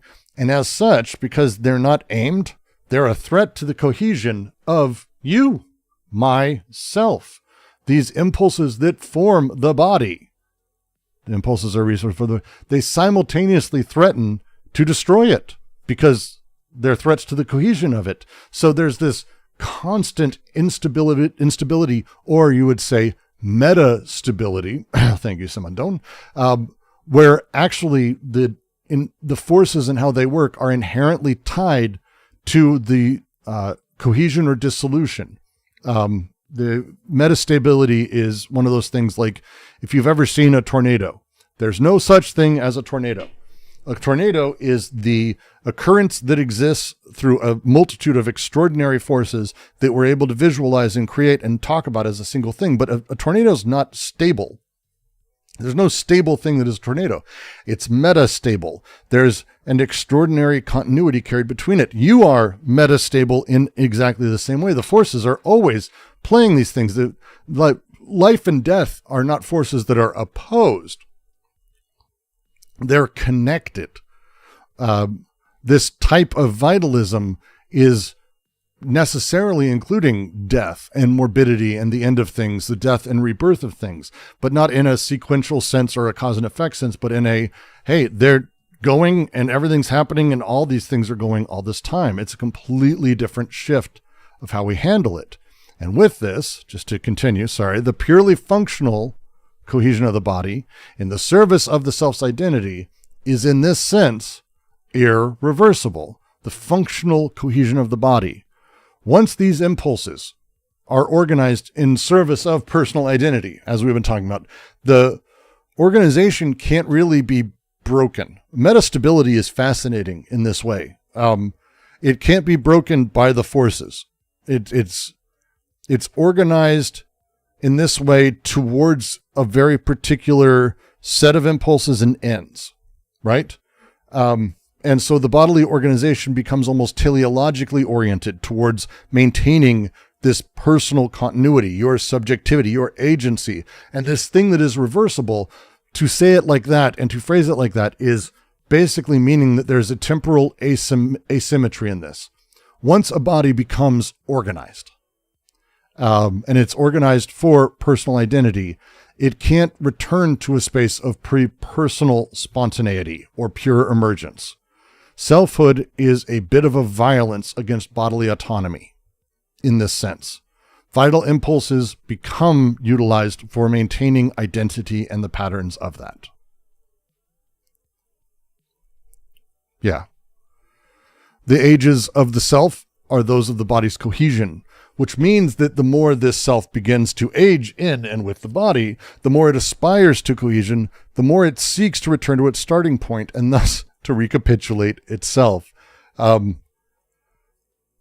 Once we've talked about aging, aging itself has a temporal structure built into it. Sorry, it'll be just a second, Marcellus. I'll get to you right after this line. Let me reread it. Sorry. The ages of the self are those of the body's cohesion. Personal temporality is defined by or built by the success or failure of bodily integration. When we talk about aging in and with the body, the self increasingly identifies with this bodily in a temporal way rather than the transcendence of it. It aspires to cohesion, suggesting identity maintenance is more effortful. It's more conscious with age. It seeks to return to its starting point. Again, the retrospective of aged identity. Very rarely do, and again, it's one of those things that there's a reason we talk about being over the hill. We tell everyone who's younger that you need to be older, and everyone who's older, they need to be younger. That thing that we do that sort of builds this, one side is always looking at what could be in the future. The other side is always looking at what was. There's like a nostalgic repetition or recapitulation of itself that aged selfhood becomes self-referential. It becomes circular, always repeating established patterns of what came rather than creating emergent new ones. Go for it, Marcellus. You mean that it stay in the it's kind of like in different repetition, like there's two types of presence, right? The presence of the past and presence of the future. I think there's some kind of the repeater, right, which is the past, I guess. Mm-hmm. and it's kind of makes sense, like it's kind of in a way it makes sense that like we see it in, I don't know, I don't want to project anything, but like you see it even like oh, kids, like old people saying like, oh, you know, I like kids are lucky because they kind of like don't think about like what we think about, right? Like it's yes. Kind of like this mentality. Yeah. Well, and that's like, the line that ends this. Well, the two lines from the end. The dread of physical dissolution requires a retrospective vision of its own cohesion. I don't want to say he's poetry, but I think it's Adorno who said something along the lines of someone will write a book, a writer will write a chapter, a great writer writes a paragraph, but a poet writes a sentence. And that there's something along those lines. I can't remember. It's from Minima Moralia. But that to me is like, this is so crisp. The dread of physical dissolution, the fear of death, the fear of these things falling apart requires a retrospective understanding of what it was together. It has Deleuze opens logic of sense with the idea that the idea of Alice becoming larger is impossible to actually have, because at no point in time, in single points, you can't have a photo of someone getting larger. You can have photos that in sequence show someone getting larger, but that's how it works. If I'm getting bigger, I have to have been something in the past, and I have to be presumed to be something in the future. Right now, I'm just the size I fucking am at any given moment. So when we talk about becoming larger, it requires a totality of understanding of where I was and where I'm going. The dread of physical dissolution requires this as well. It requires, one, an understanding of time in that way, but it requires an understanding of what is falling apart. You can't say a painting is falling, look at how, oh my God, look at how this is fallen apart, without understanding where it was. And if that's where it was and you're saying falling apart, you're obviously privileging the good as the one, what it was. It requires a retrospective vision of its own cohesion. Man, my body's falling apart, which is true. I'm getting old. That presumes a cohesion in the past and a thread to now. That's the identity consolidation is triggered by this fear almost. The retrospective vision he's talking about here is about looking backwards, not about what we could do from here, what my body is now. My body's falling apart. No, my body's fine. It is what it is. And it is doing what it is. I can have conversations with people about what my body might be doing now, what my body could be doing now, or I can compare it to when I was, 22 and I was not happy with my life back then, but I was in better shape and I was thin and I wasn't chunk and I could kneel and I could jump. Like, but it requires a cohesion. That cohesion is, again, the self that sort of comes from this, and that's where they end. Thus, because the self, as a product of the body, attributes this body to itself as its own, it is unable to create another. The self, too, has its own reversible history. The body produces the self. The body that produced the self claims it as the self claims it as its own, attributes the body to itself as its own. The body can't create a new self. By creating the self, in the first place, it's presumed. This is the reality of personal temporality. Your self is dependent on that single irreplaceable body, but because it's built by that body, it's also an irreplaceable, an irreversible self. They become inextricably linked. It's unable to create another, which is an amazing phrasing. The self, built by the body, attributes its body as its own, is unable to create another body. But also because right? Are you following? Like, it's really great. The body produces a self claiming ownership of the body that produced it, but this creates an irreversible temporality of mutual dependence that can't be broken. And so the self can't make a new body because it's made of the body. Go ahead. Afnan. Oh, did I open? Sorry, by mistake. Oh, no, you're good. Yes, you're good. So it's a fantastic phrasing of this. I can you tell I love this book? I really, really love this book. But this is the idea. At some point when, there's a joke people have about kids that they're not making memories yet. They also don't have a self yet. Like, it's really fascinating to sort of see how they're forming it and how they're building it. But at some point it happens. At some point things click and they become them. And then at that point, the self, which is born of the body and all of these massive complexities interacting all of these forces that are irreconcilable but metastable in that self. The self then claims as its own, falls back on its own, body without organs. And then in this process, because it's produced by the material conditions, it can't change the material conditions, but because it's produced by those material conditions and claims them and has a consistency with them despite them constantly changing, that doesn't have the ability to have itself change either.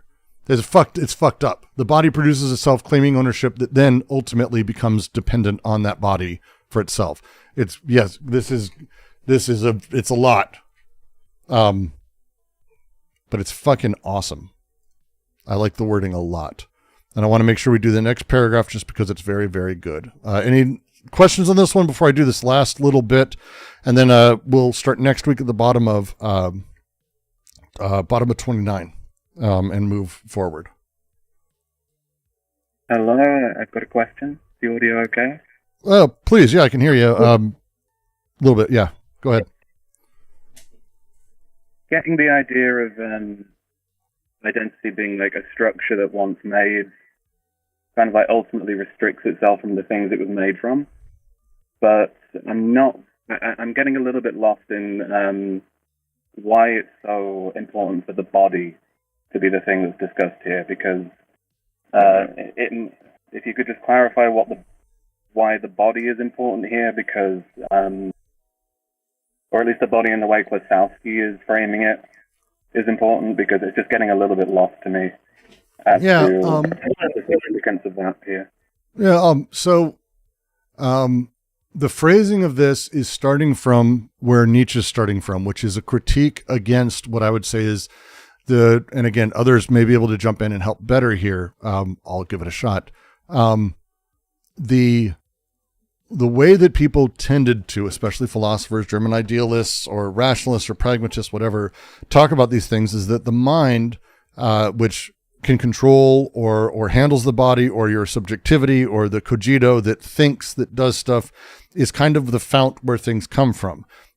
There's also like a hyper-materialist, physicalist version where the body is everything and it's also the mind and everything emerges from there. And Nietzsche is like basically trying to critique from both. For him, the mind, as we're talking about it, is like as you're asking me that question, what you were considering before that, where you were like dancing with yourself more or less. I don't know how else to put it. You were dealing with the forces of the body that were coming together, and you were trying to synthesize into specific wording, specific ways to talk about it, and then how to go through that. Like as you were reasoning, this process that is you is what he's talking about with the mind. The body is the forces at large, including, by the way, the brain, which is a lot. We'll get there. We'll get there at some point, but the mind being the thing that thinks, the body being the material sort of things. And so people tend to talk about the materiality of stuff producing the mind, and the mind then being emergent and dealing with things. And Klossowski and through Nietzsche is like, it's more complicated than just saying it's connected that way. The body and the mind are things that sort of are, one produces the other, but then they become sort of coextensive. And so it's a different setup and a different play sort of at it. That might have either been oversimplified or incoherent. I'm not sure which. So the body is kind of just a stand-in here for the stuff that identity makes itself, or the stuff identity is built from.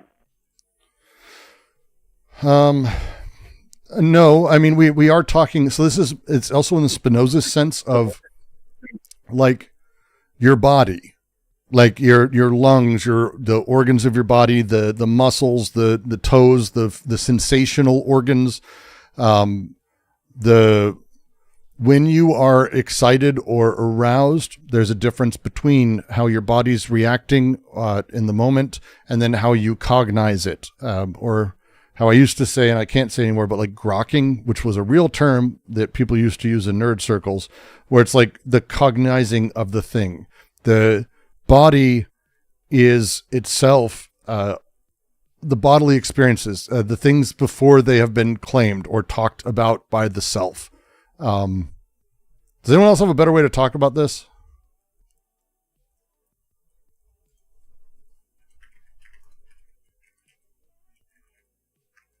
Afnan, I'm looking at you.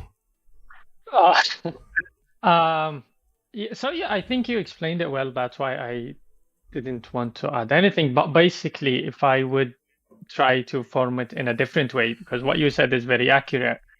So basically, if I would think about it, I don't know if I think people here are usually more, like they know more about Deleuze and Guattari than they know about Nietzsche. So perhaps I'll try to put it in that form. I think presume no, but William, actually, that's probably a fair question. William, what is background in any of this? If you have any, it's worth noting. I mean, I have a degree from the University of Warwick in philosophy, which is the sort of continental school. So it's quite wide. Oh. It's just that because it's fairly wide in this way, when some people are talking about the body, like here you've mentioned, like it's trying to draw limits around Klossowski's body versus wider material conditions or just anything that could be considered. That is helpful.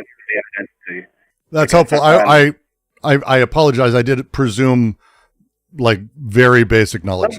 Afnan, go for it. I do think you have. I think you have a well-formed background. Having a degree is already enough to understand a lot about it. So basically, the way I would think about it is, if you're already informed of German idealism and the enlightenment of the bodily or the bodily enlightenment, they were thinking of, in a way, the German idealism are not actually talking about having a body and a mind, or having one which is both body and mind, although both terms exist, but not in the notion that they are separate or even one or united. They don't have that at all. What they have is a more of the term that I usually like to say, which is one that divides on itself, two that divides in itself to become one. And this causes the paradox moment. And that's exactly the paradox moment. I think I had a conversation before with Brooks regarding Fichte or Fichte, and we had this moment. Exactly. So that's exactly how they imagine the body. So from that, that's what Nietzsche critiques. So to Nietzsche, the body is not something personal. It's not something that can even be drawn in limits. It's not something limited with boundaries. It's, if you're thinking of the Deleuze and Guattari's way of thinking, there you're thinking of the rhizomic, but not in their quadra where it is between the flow of desires only. To Nietzsche, there isn't even this retotalization. It's always detotalization. This body is always this continuous flow that has no obstacle.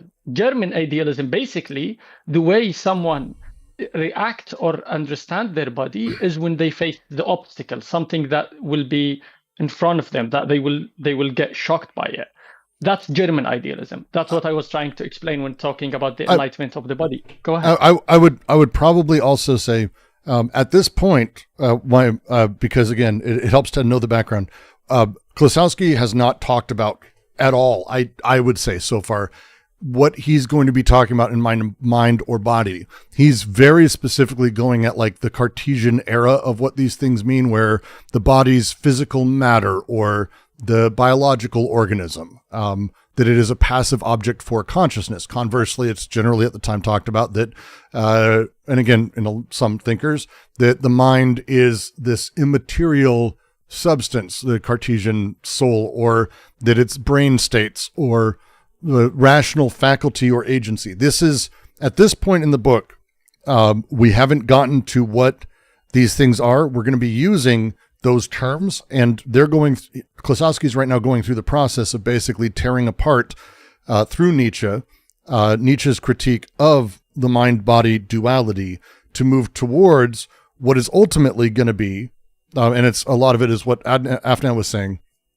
where I think, Brooks, you said Yeah. something very important that I think will explain it very well. If anyone is familiar with like the cogito, basically with Descartes, then this agency that Brooke already referred to, which is, to Nietzsche basically thinks of the cogito as a language booby trap.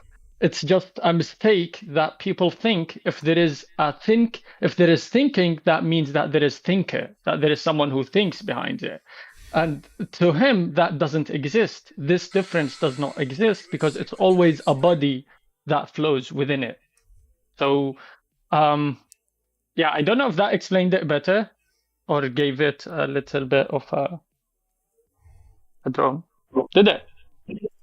Absolutely. It doesn't make it any easier to think about, and it does make it more like widely applicable, because it's like a notion of the body that has that I guess I still can't even draw rings around myself or draw limits around myself, and fully put into my own thought or my own way of seeing things. But no, it does clarify a lot that something massive isn't being left out by putting the body as as sort of like the main object in the thought here.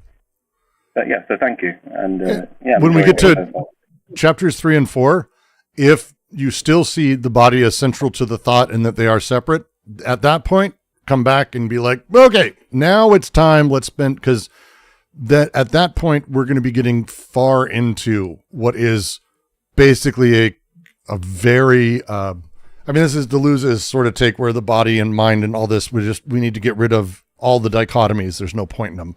And Klossowski does that very much. So does Nietzsche. I mean, that's like the idea of God is dead, but we're still inside of his intestines or whatever the fuck.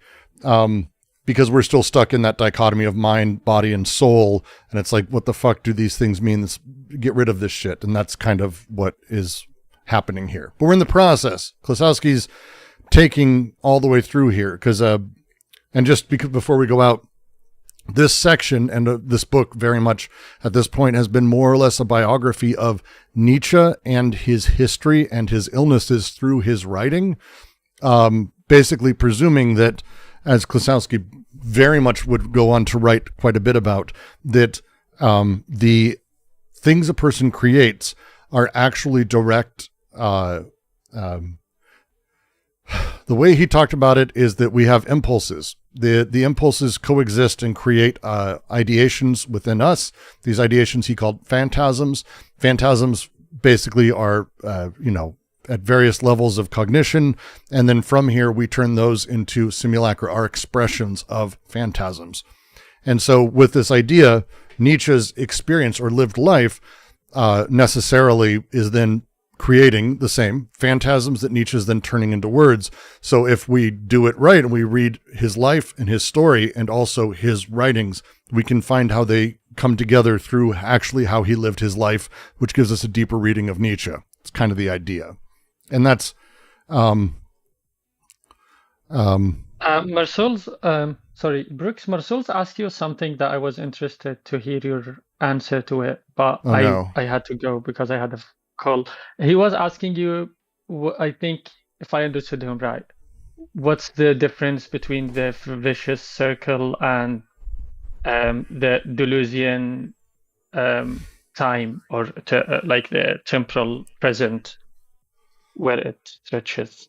It wasn't what he was going at, but that's an interesting itself. Yeah, I wanted to understand, to see your take on that. Go ahead. So for me, because again, a lot of Klossowski and Deleuze, there's an exceptional amount of crossover between them for how I read them, at least. Deleuze utilizes the Stoics to break time into two types of categories: the eternally sliceable and distinctive past and future that can always be broken into whatever necessary pieces it needs to be, and then the lived now, the chronos, the cyclic time that we actually experience, and then we bounce back to other times when we come back and forth.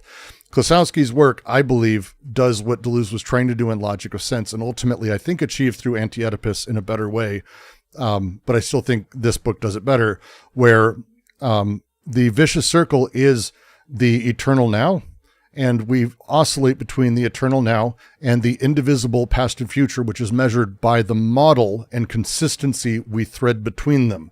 That the eternal future and past that's able to be divisible is not, as he's saying here, a series of completely discrete bodies, but instead they're discrete bodies that we've run a thread through. It's an important distinction that there is a consistency in past and future, the same way that if we're talking about Alice being becoming larger, necessarily we're talking about her. She used to be smaller. She used to be bigger. But it's not just 3 images of Alice. There's an infinite number of slices and divisions in that necessitate a almost 4D view of tiny Alice to big Alice, and that we're at this slice.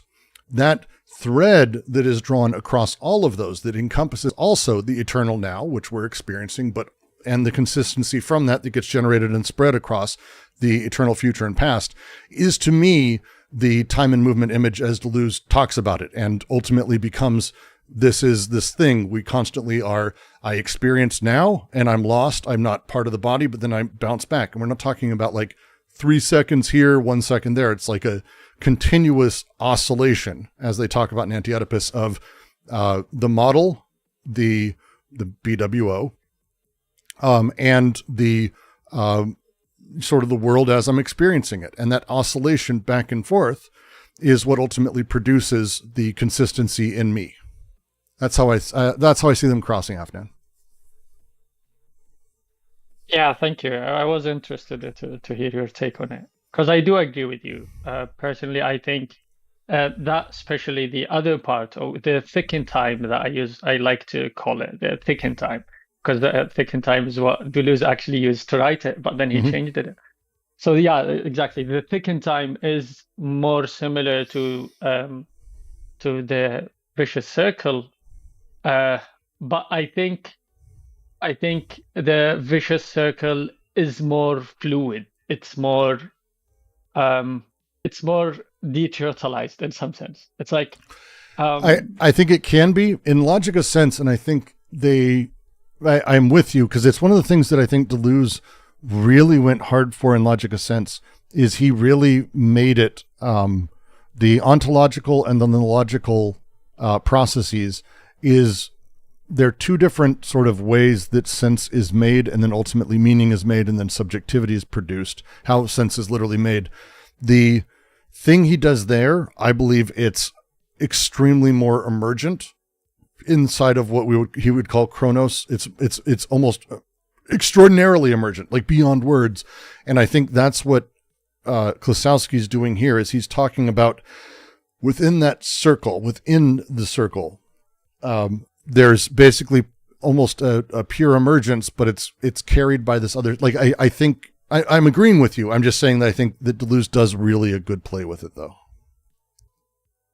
Yeah, definitely. I think I mainly think why it seems more deteriorized, or why it seems more fluid, more that it's because of the way Nietzsche writes, and Klossowski mimics that way of writing. So it gives you this sense, not necessarily that it does actually. Yeah. Yeah, it's that, I mean, I keep saying that Klossowski's more poetic. I would say, like, if you were to put all of them up, like Deleuze and Guattari over here and Nietzsche and Klossowski on one side, I would not, and I don't like doing categories, but I could very easily draw a line between them. Like, hey, these guys do more analytic-ish or traditional academic philosophy. Klossowski does not. Klossowski's books across the board are not academic. They're far more prosaic, far more aphoristic, and in line with what I would say Nietzsche's philology also does. But it's, the language is, I think, if I had to say, for me, the language gives a little bit more room, whereas I think Deleuze and Guattari, I'm not going to say that they're wrong. I think what they're doing is they're being a lot more specific, but in how they do it, I actually think what they've built might actually be more emancipatory in how it's measured out, if you can make the steps to becoming, pushing yourself in that direction. But I think it's, again, this is one of those really weird discussions, but it's a really fun one. Can you say that for Klossowski in the vicious circle, there isn't a moment of ontique? Like there isn't ontic opposed to ontology. Ontic meaning as what Guattari and Deleuze dealt with. Can you do you sense that? Like, can you say that regarding the time? I can't right now. I'd have to think about that and reread, because that's I'm immediately drawn to agree with you. I am tempted to say that. I also don't know. I'm immediately drawn to agree with the statement. Like immediately, I'm emotionally like, but I'm also very suspicious. Yeah. Well, I'm hesitant because I think, again, it's going to come down to sort of how, not to just say it the worst, how you make sense of it. Because I think a lot of what they wrote in Anti-Oedipus, they then write in ATP, and then Deleuze goes on to write in so much more. And as I'm just finally finishing Lapoujade's translation of On Painting, which is his series of pieces on painting Deleuze did. And it's fucking amazing. If you can't afford it, buy it. It's one of the best fucking things I've read of Deleuze's in a long time. Maybe it's really, really good. But I think that the way that they structure, the way that they build it, and the way they utilize language on its face is less poetic, on its face is less prosaic. But because it doesn't engage the phantasm in the same way that Klossowski outright talks about in his piece on representation. There's a God damn it, my brain. Doesn't matter. It doesn't engage the phantasm in the same way that it is playing in a more intellectual space, because Deleuze's message, and it's a weird one, is that there is power, and I believe Klossowski too. There's power in the simulacra, power in the actualization and the ability to counter-actualize, that the power of the abstract is, if we put it and subjugate it to desire, to impulses, we understand its position, the ability for us to build and do things in that space is actually the true magic of humanity. And that's the thing we can do. That, I think, comes across much more clearer in Deleuze than it does in Klossowski, but I think they both head that direction. Okay, thank you. Does that make sense? Or am I just talking out my ass at this point? No, it does make sense. I mean, okay. I do understand your hesitation, obviously. So when I said it, exactly, you said maybe because of the language, it puts a room where, or it empties a room where maybe Klossowski didn't have to be very analytic, very accurate on how he draws the time, the temporal fabric of the time. Then maybe, that's the only reason why I think that he doesn't have antique. Because when I think of it, if I'm trying, I think Deleuze and Guattari had to do this because they're dealing with unconsciousness. They're dealing with extra society, the extra civilized society, and whatever that they're dealing with. That it needs to be that way. If there isn't ritualization, if there isn't antique, then the whole conversation wouldn't be there. You wouldn't be able to talk about these things. Yes. Yeah. And so and so you end in this place where, and I do think Klossowski gets there. I've been going through more of his other writings, and again, there's stuff that never was even translated to English. I'm finding that's, one sec, let me pull up, because I ended up, the piece I did that I really like, it was dedicated to Deleuze too. It was really nice. Resemblance. The Resemblance was a piece he did in 84. And the way he goes about it and talks about things, there's some really, I came to it because he did a piece on the Jinx, and I really was getting into like translation and weird shit in relation in all of this. We don't have any other books by him. Hey, you know what? I'll share with you my shit translation that's probably terrible. Who knows? But he has a piece that he opens, A Function of the Simulacrum in Language and Writing. And it's about classic syntax. One of the things Klossowski writes about, and again, it's why I would say he's more of a cultural critic than a philosopher, even though he does create concepts. So he's doing the work of philosophy. There's crossover there. But he's much more of a cultural critic. A lot of his books are actually about hospitality, which sounds weird. Again, to say, but I mean, I don't think there's another word for it in English, but it's like how we treat each other and how we deal with things at the social level. But hospitality is like the word for it. And hospitality, like Levinas's hospitality? Yeah. And for him, like Sod is actually about that. And it's very Sod? Yeah. Like in like sadomasochism Sod. Yeah. Like coldness and cruelty Sod. So just to reel it, to submit to the censorship of classic syntax, that is logical rigor exclusive of all contradictory propositions in an image of anomalies, amounts precisely to reproducing the obsessional constraint of the incommunicable phantasm. Such was the lesson of Sod for me. Practiced wisely, institutionalized stereotypes of syntax provoke the presence of what they circumscribe. Their circumlocutions conceal the incongruity of the phantasm, simultaneously tracing the contour of its opaque physiognomy. Hence, the effect of disproportion between phantasmatic incongruity and its localization in the stereotyped terms that exhibit it under the pretext of hiding it. He very much is aware that he's writing like this. Like I'm going to copy it in so you can see. He writes with intention in a way that I don't think Deleuze does. I think Deleuze writes, I'm not saying he's unaware, but Klossowski is absolutely in all of his writing trying to completely fuck with writing. And so as he's writing, he's trying to utilize the way the words work. He spent so much time in this piece all in is about how he fucks with syntax. And it made me go, okay, wait, if he's this, pardon the language, if he's this fucking autistic about like all of this shit when it comes to syntax, he cares about these things at this level. There's no way he isn't like the paragraphs and where they break. And again, thank God Dan Smith actually kept them instead of fucking them like all the other Deleuze translations other people do. He's got tight, specific meanings.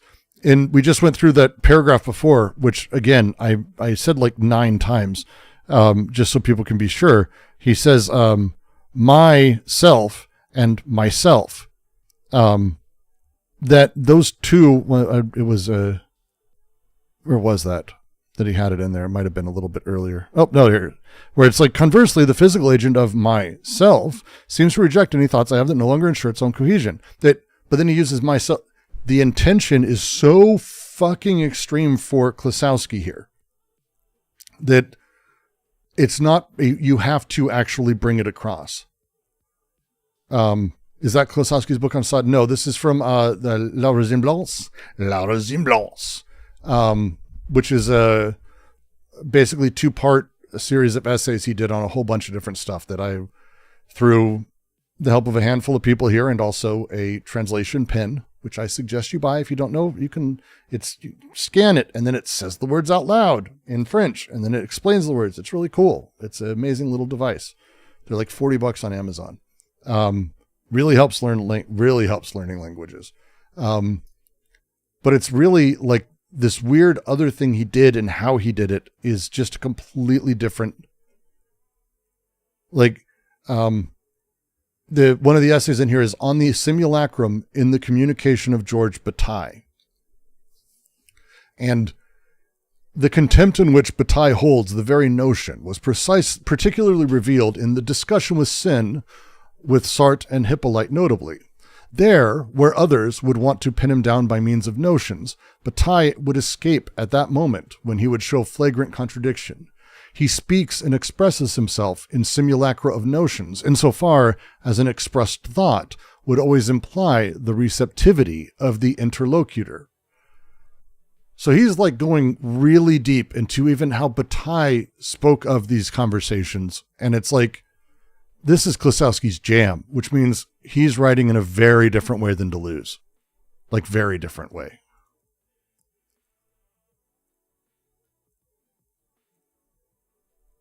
I don't know if that makes sense, but like some of this stuff is like crazy.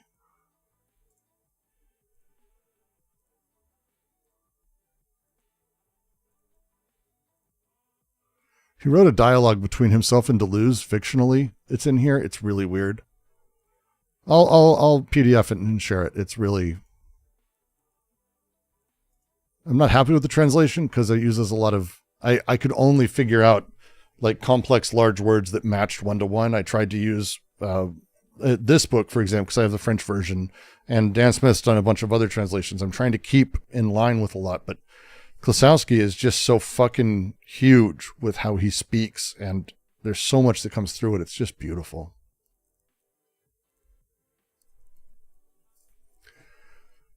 Someone will tell us the nude is always the nude. In academies, there are always models. As for knowing whether it is the nude that is taught there, who would dare believe or claim it? How could this ever be possible? This is a kind of question that was evidently not asked around 1800s. But as early as 1899 in Munich, Klee, then a student of Nur, I don't know how to pronounce any of these people, already had the vague feeling of wasting his time. Upon leaving his apprenticeship with Stuck, all these names sound fake to me, having come to Rome with Haller, he wanted once more to constrain himself to work from nature, therefore to study the nude. Returning to Bern, his scruples pushed him as far as anatomy. Anatomy, that dreadful science, Ingres had exclaimed 60 years earlier.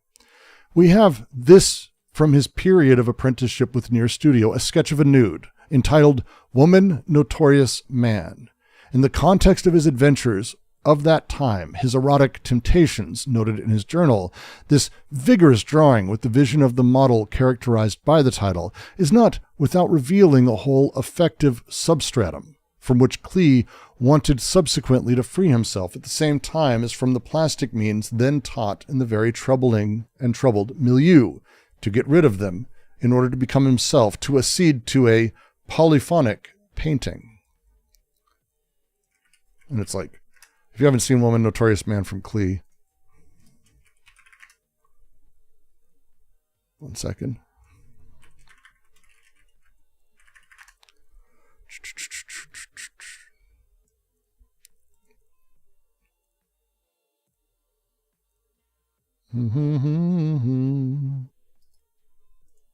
Posting it in there. And you guys can Google, it's Klee's nude. He didn't do a lot of them. To say the least. And then there's the one I think this one is from. And again, these things don't translate well because Klee didn't name everything exactly right. Monumentally Self-Assured Woman, I think is it. Not positive. It's just one of those fun things I've been trying to figure out as I do this. But it's a beautiful piece. Really odd.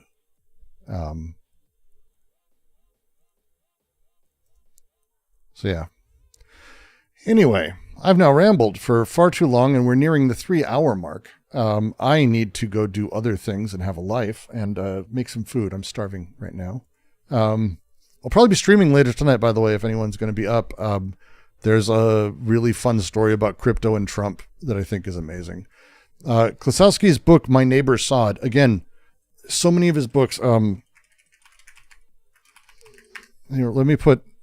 Afnan, I'll put a few in here. If you are wondering what I'm doing, I post things in the Discord because you can't post things in YouTube because Google, is a gigantic fucking pile of shit in pretty much everything they do. But Discord lets us do a whole bunch of things we probably shouldn't do. And a big amount of that is posting really, really fantastic translations of things and setups. And here. Discord is the line of flies. Yeah. Yeah. There we go. Let's see. I know I have My Neighbor Sod here. Where is it? I need to find it.